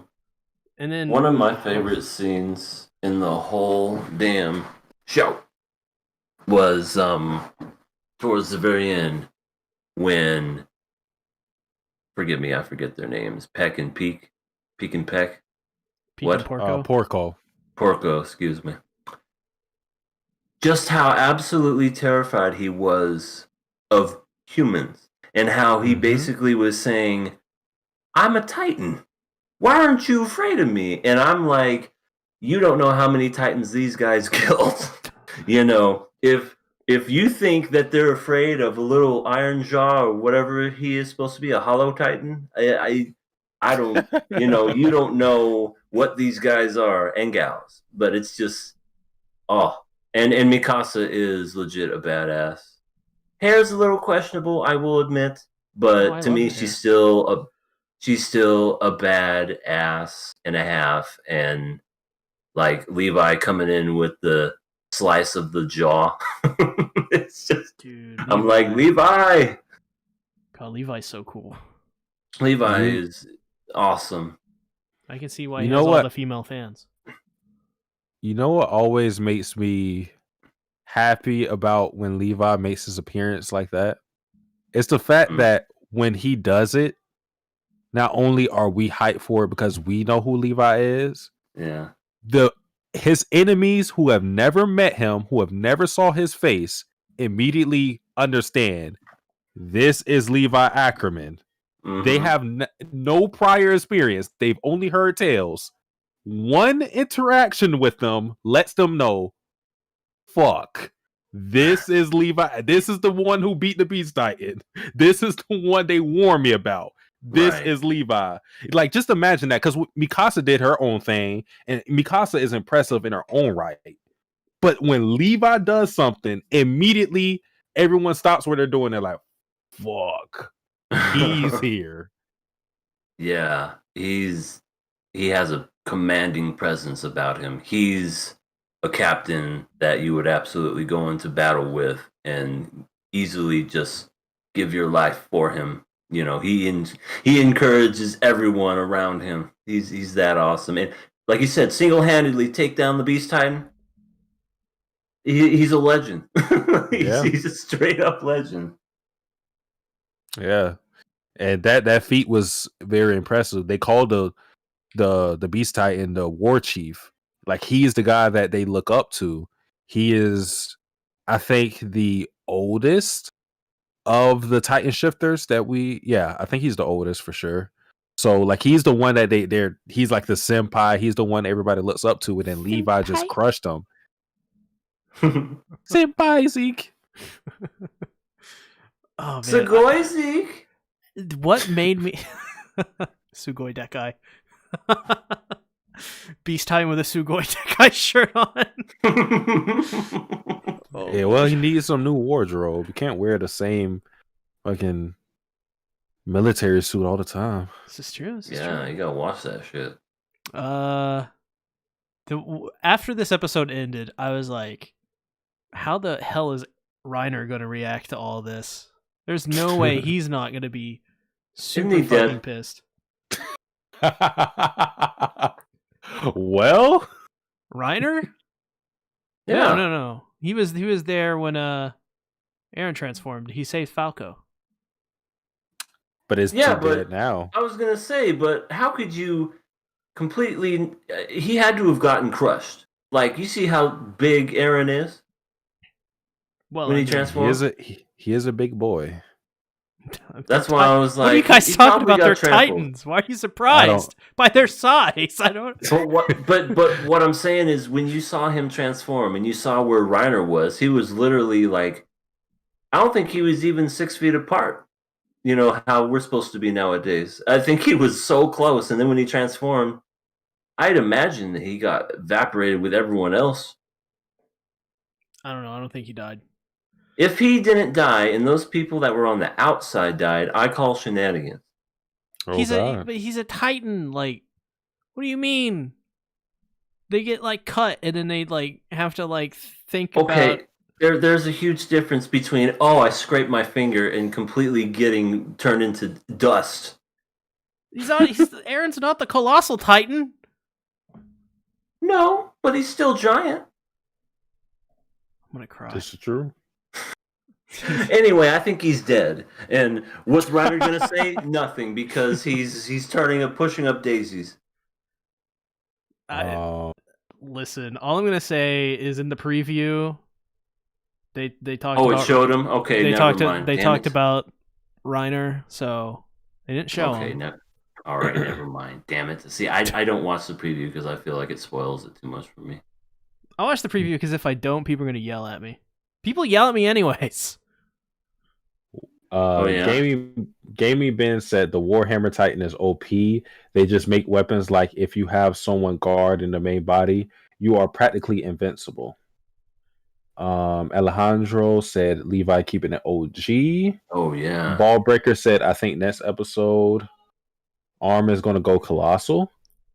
Dude, if Armin turns into That's right, we haven't seen him yet. Armin would fucking level everything. Right, he's huge. He's a tactical nuke. He's not even a tactical nuke. He's a full-blown nuke. Yeah, he's going to go in there and say, hit the dirt, everybody. Boom! And then just be like, you remember me? Except I'm in a different body. I will say, though, it is interesting. I think Armin definitely had a hand in planning all this out. You think so? Yeah, because he's a brilliant tactician. I mean, what I'm curious about now is because it almost seems like it wasn't supposed to happen because of what Mikasa was saying, is that she's like, Eren, what have you done? Do you realize what you've done? So it makes it seem like that wasn't part of the plan. You know, maybe they were supposed to come in, maybe they were supposed to slice some throats. You know, I don't know, but was the whole deal of him to turn into a Titan and just level the village? That's where I'm just like, I don't know if that was part of the plan. It could have just been Eren going off of his emotions, talking to Reiner. It definitely seems like Eren was working off of impulse. Mm-hmm. Because like you said, what Mikasa said, the whole comment of come home and what have you done, it seemed like he did what he did knowing where his comrades were, knowing that they were going to back him up, so he forced their hand. Obviously, because of his standing as the founder Titan, they can't afford to lose a commodity like that. So if he were to take actions first, it wouldn't matter if they had it planned or not. They would have to move because they can't lose him no matter what. They can't abandon him. Some people asked, what do you think of Flock, whatever you want to call him? He got a new haircut. He did. It seems like everyone got a new haircut. Everybody grew out their hair. That's true. Yeah, season Sasha 3 is completely gorgeous. If you remember, in season 3, Flock had that like a fucking wave for a haircut. Like he had a literal wave. So, also it's nice to see Flock still kind of a little bit of an asshole. Doing his thing. But yeah, Sasha as well. Yeah. So Sasha, she is a very good marksman. She killed all of those guards. She missed Gabriel though, or Gabby. I don't think she was trying to shoot Gabby. I don't think she was trying to kill Gabby. But no, I know she wasn't. Gabby may want to shoot Sasha next, so because she got the gun. Here's the thing. I almost feel like Gabby is going to get involved and fuck around and kill one of our people, and it's going to make me pissed.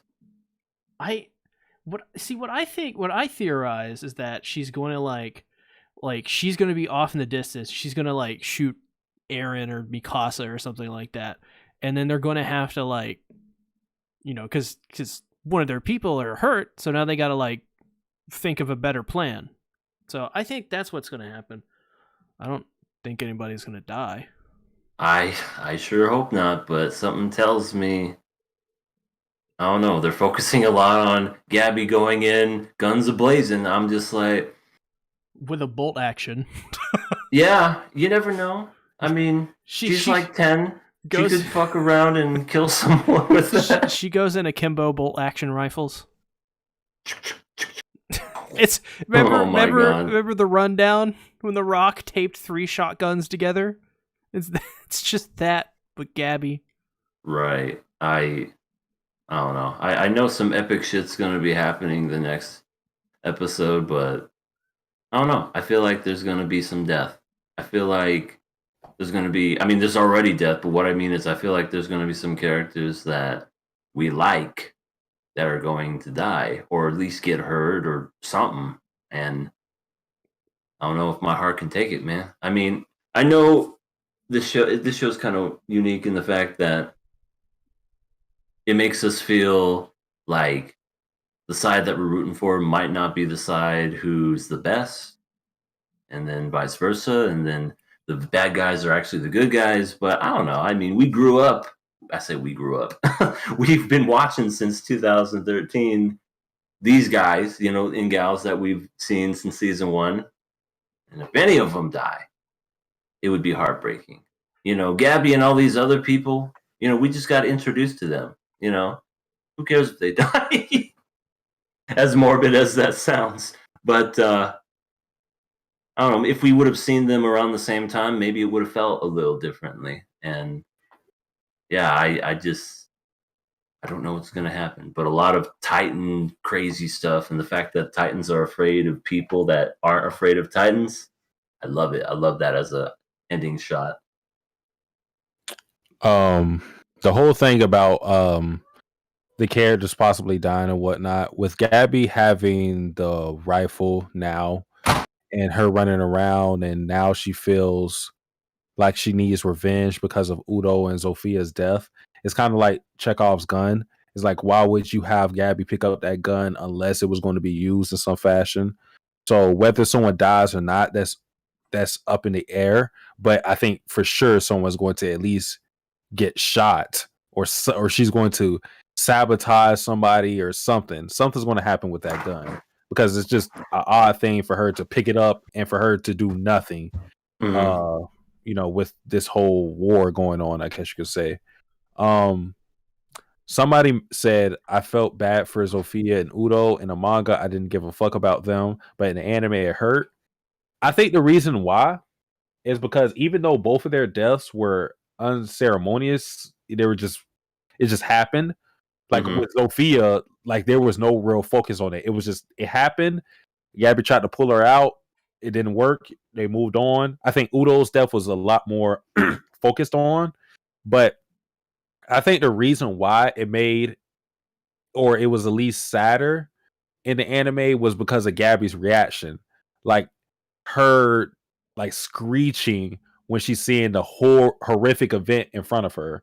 I think that was well done in the anime, because it made me want to go like, damn, like this is what's going on right now is fucked up. Because you have to think, like, Eren isn't killing just military personnel. He's killing innocents, people that don't have anything to do with this whole war going on. And even though Zofia and Udo were child soldiers, they were still children. Like, these are preteens we're talking about. So it's just, for her to witness that, see her friends die right in front of her, I felt incredibly sad for her. And that's what Mikasa was saying. She was like, not only did you kill military, you killed women and children and civilians. Even she felt bad. Sorry, go ahead, Ben.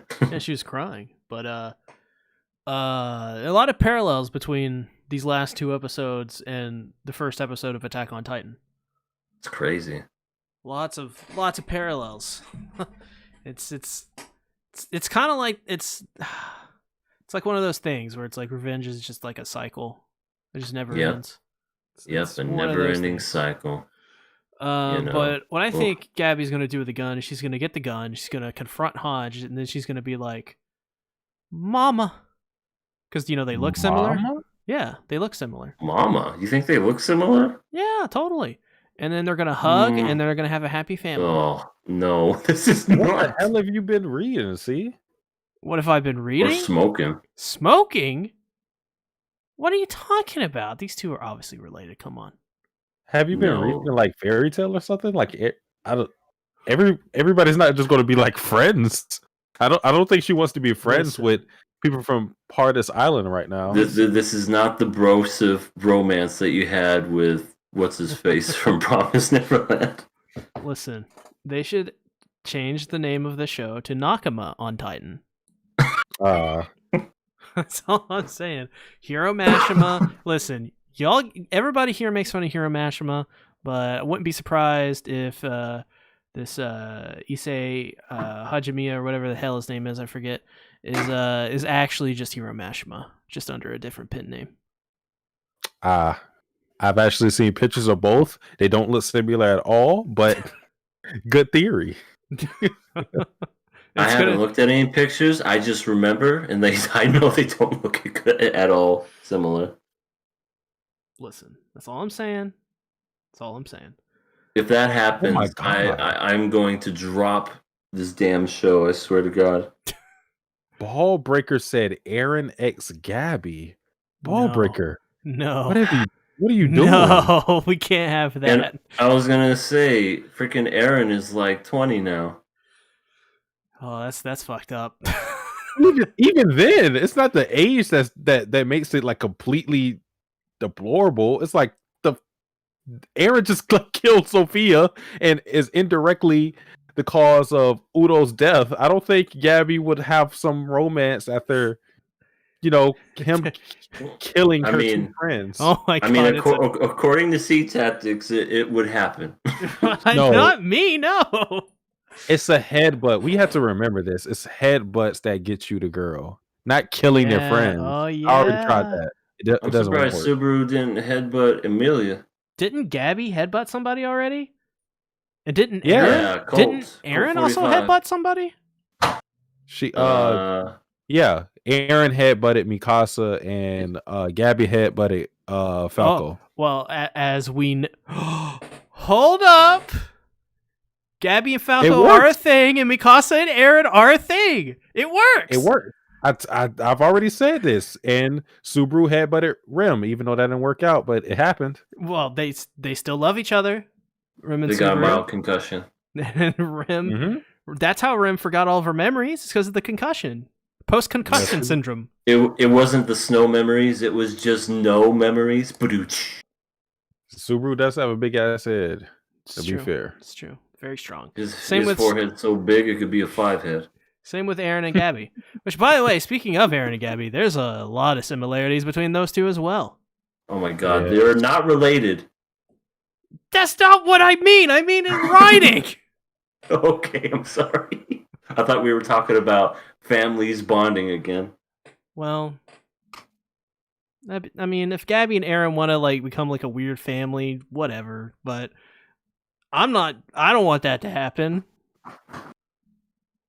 Nah. They're I think we already went over this, but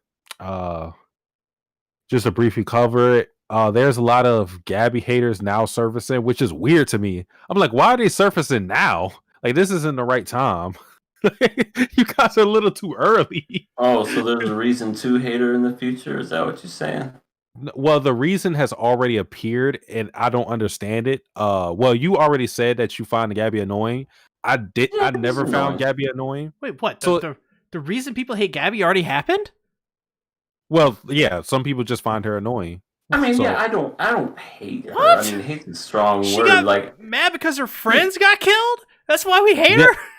no, I'm no. not saying that at all. No, No. not you, EA, but just in general. I'm Oh, gotcha. sorry, EA, continue. I'll just make it real quick. I'll give it back to Sasuke. I don't hate her per se. I just think she's a little gung ho and annoying, and I get it. That's her character. But as of right now, sure, wanting revenge. It's not hate. It's more I can relate because she's basically just like Eren in the first episode. Continue, Sasuke. Well, yeah, see, like that's the thing, EA, you're actually rational. The thing is, like, what people find in Gabby annoying, I don't really subscribe to that. I don't think she's annoying myself, but it's fine. Like I found characters annoying for more trivial reasons than what people find Gabby annoying for. So I'm cool with that. That's fine. But it's people that actually despise Gabby, and maybe they are manga readers that they're looking into the future or whatever. But there are people before this event happened that I'm thinking of hate Gabby, which does not register to me because what the hell has she done that was so bad that makes people hate her? Like that's what I don't understand. Makes no sense.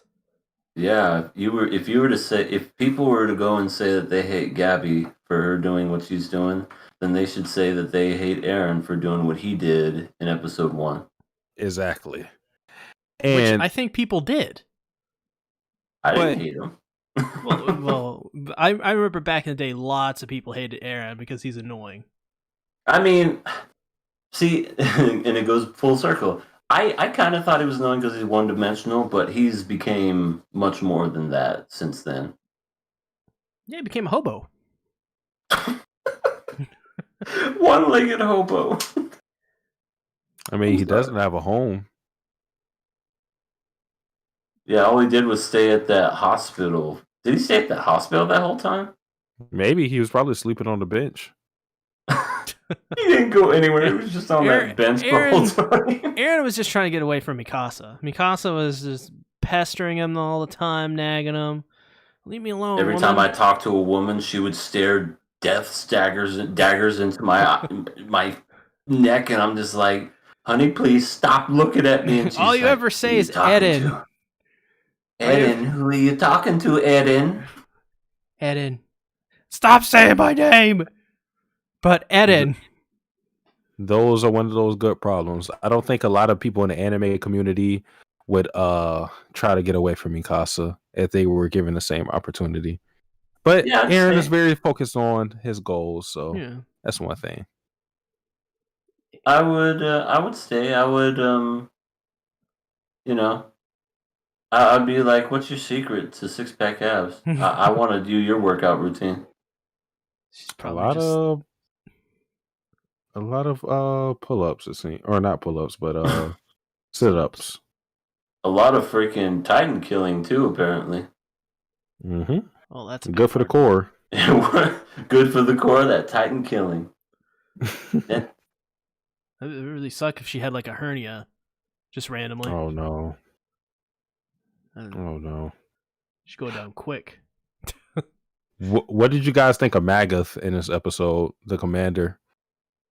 I loved it when he fired the counterattack and he's like, this signals our counterattack. I'm like, okay, Magath. Let it be known I fired the first shot. Blah, blah, blah, blah. But he's just like just as Willie planned. Everyone will hate you, Eren Yeager, because grenade. What I thought was crazy was Willie had a feeling this was going to happen to him, so he just basically sacrificed himself from the beginning. And I'm like, damn, he knew. That's crazy. Yeah. He basically made himself into a martyr because he knew that with everybody sitting, all these different nations sitting in one place and Eren going on this attack, with his death, people would band together because they love Willie, and they would all put their forces into wiping out part of this island. So his plan worked out exactly as he thought, but obviously no one wants to die. So like, when it actually came to him, he still looked surprised, and you know, it was still horrific. I don't think he thought he was going to die like that for sure. Broken bones and eaten. Yeah. Yeah, what a way to go. Poor Willie. Poor Willie Nelson. On the road again. And in that plan, not only did he make himself into like this tragic figure, but what he also did that I thought was smart was he put his military personnel in one place, but all those military people that were killed in Aaron's attack, he thought of them as useless and incompetent. So he basically like culled out his numbers of the people that he thought were just like trash, or he thought could potentially be spies or whatever. So I thought that was smart as well. That one guy just accepted it. He saw Aaron coming right for him, and he's like, well, guess this is how I go. I think that was the same guy who turned down Reiner's plan when he was going over how to attack part of this island. He was like, shut the fuck up, Eldian. He's like, oh, okay. I think that was the same guy. Oh, okay. Yep, this is the guy from episode 2. Yeah. Yep. The hell else happened in this episode? I forget. What did you guys think about Aaron attacking the Warhammer Titan immediately? Very. He wanted to get it over with and very aggressive. He was just like, oh, no, you don't. You ain't going to fully transform. Punch, punch, punch, punch, punch. And then he got skewered because of that. Yep. And then he threatens the Eater. Yeah. I think her Titan ability, the way she transforms, is really interesting. I wonder as well if she can still transform like how other Titans do and just be in the nape, or is it required for her to be in this like weird fleshy egg thing? Well, I don't think that question is ever answered, but I think it's more of it was her will to do that just because it was a smart thing to do. I feel like Laura has a complete mastery of her Titan ability because of what you just said with the hardening and her being able to put her body outside of the nape so she would be less vulnerable, at least on the surface, because they had to figure out what was going on when trying to go for her weakness. But there's also the fact that she was talking, and that's not something we've ever seen from any Titans. The only time that communication was a thing between Titans was when Aaron and Hanji talked, but even then Aaron didn't talk, he just nodded his head. So like that's the first time we've seen a Titan talk. Actually, I don't even true. We have seen a Titan. Didn't the Beast Titan talk? No, he talked in his mind, but I don't think he ever when he sure? Like he'll talk inside of his whatever you want to call it, like inside of his body. But when he lets when he lets speech out, it comes out as a growl or whatever. He may have talked. No. You're right. He talked season 2? 2. The very first episode. Season 2 or season 3? When he talked, I remember because he talked and it totally fucked me up. I was like, "What?" Yeah. He talked to Mike. Mike. It happens in the OVAs as well. You come across they come across a Titan that can speak. Yeah.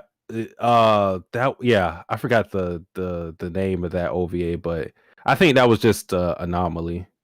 Like you probably won't see that again. But yeah, it's rare just to see a Titan talk. So, and well, even in regards to Zeke, he is also someone you can say that has like mastery over his Titan, just because of how long he's had it, supposedly, and like how he uses it. It seems like he's very good at being a Titan. Oh, definitely. Anything else to chat about What did you guys think of the Marleyan soldiers protecting Gabby?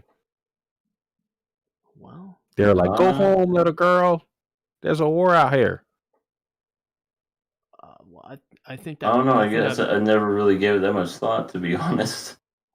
Well, I mean, I think that it's just, I don't think they probably knew who Gabby was. So I think they're probably just like, shoo, go away. I mean, she still was wearing the honorary Eldian armband. So at the very least, they knew she was an Eldian. So I found that to be an interesting moment because you had Eldians painted in a different light because the whole time this season, you had Eldians. They were brought up as like these people who were oppressing, or not Eldians, Marleyans brought up as these people who were oppressing Eldians and whatnot. But then at the very last moment, you had these two people who were trying to shield Gabby from this war.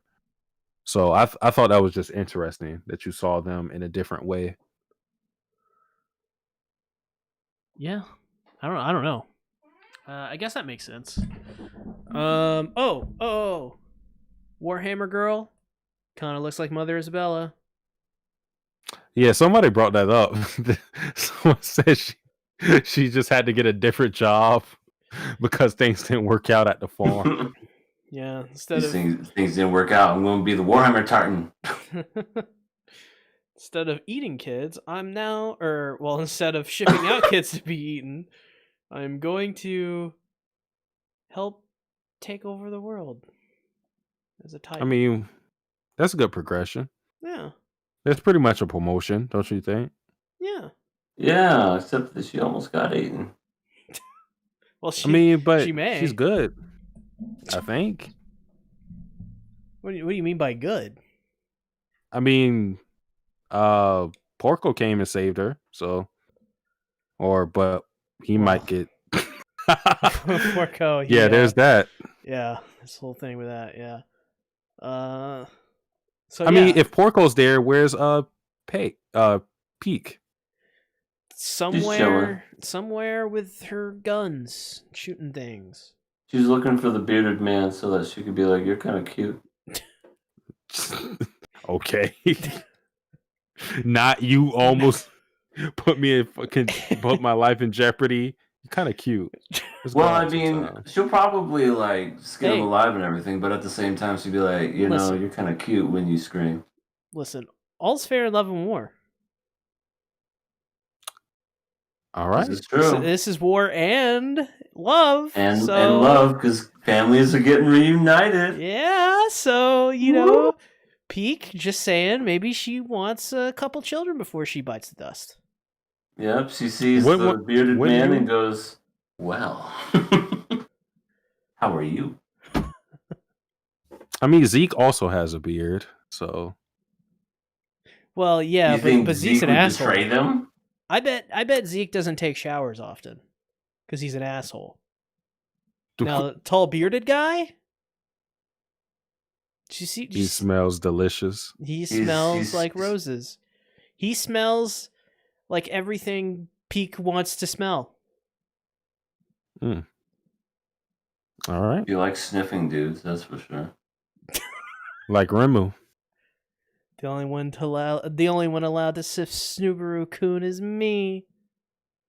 Or that one, one of the fingers. She also sniffed Subaru, which is weird. Oh God, Hollow is in love with that one. Why? I don't. He made a community tab post. He was like, "Yeah, she's kind of hot," and I'm like, "Well, you're kind of weird." She looks strung out. Well, yeah, because she's Betelgeuse. Yeah. I can't lie. The thought crossed my mind, but then I just rejected it. Oh my lord! It just crossed my mind. We're passing this show. Where can they find you? You can find me, everything animated, on my YouTube channels. Haven't really been doing much there, but I hope to do something real soon because I've just been taking a break and it's time. I am, however, doing a lot more on my Twitch channel, getting a nice following as of late. And yeah, follow me on Twitch. I stream. If I don't stream every day, but I definitely stream every Sunday, community night. Woo-woo. And my all elite couple channel that I have with my girlfriend. We have reached over 100 subs. We did it, y'all. And now we have to make a video saying, "Hey, thanks for the 100 subs. We're gonna go for 1K this year. Get ready, Freddy." So yeah, that's me. Freddy is ready. Congrats on 100. Thank you. Congratulations. I feel obligated to say this. T Muto said, but I liked her in episode 1. Say it, Savage. Oh, before that he said Gabby arrogant. I guess that's what he wanted me to read. So yeah. Somebody else said, dude, the music in the fight between Aaron and the Warhammer Titan kind of disappointed me. I wasn't too happy with some of the music choices, but besides that, I'm retired, so I don't got anything to plug in. Just watch C, watch EA, watch Hollow, everybody, the whole gang. Yeah, do that. Hollow's gonna send me a DM and he's gonna be like, "Oh my god, did you hear? Satsuki told people to watch my channel." He's gonna be freaking out. But yeah, with that being said, thanks everybody for watching this week's King of Anime podcast. We'll be coming back to you next week. Hopefully not in the 2.5 hour podcast. Thanks everybody for watching. See you later. Bye. Bye everybody. Goodbye. John, Later.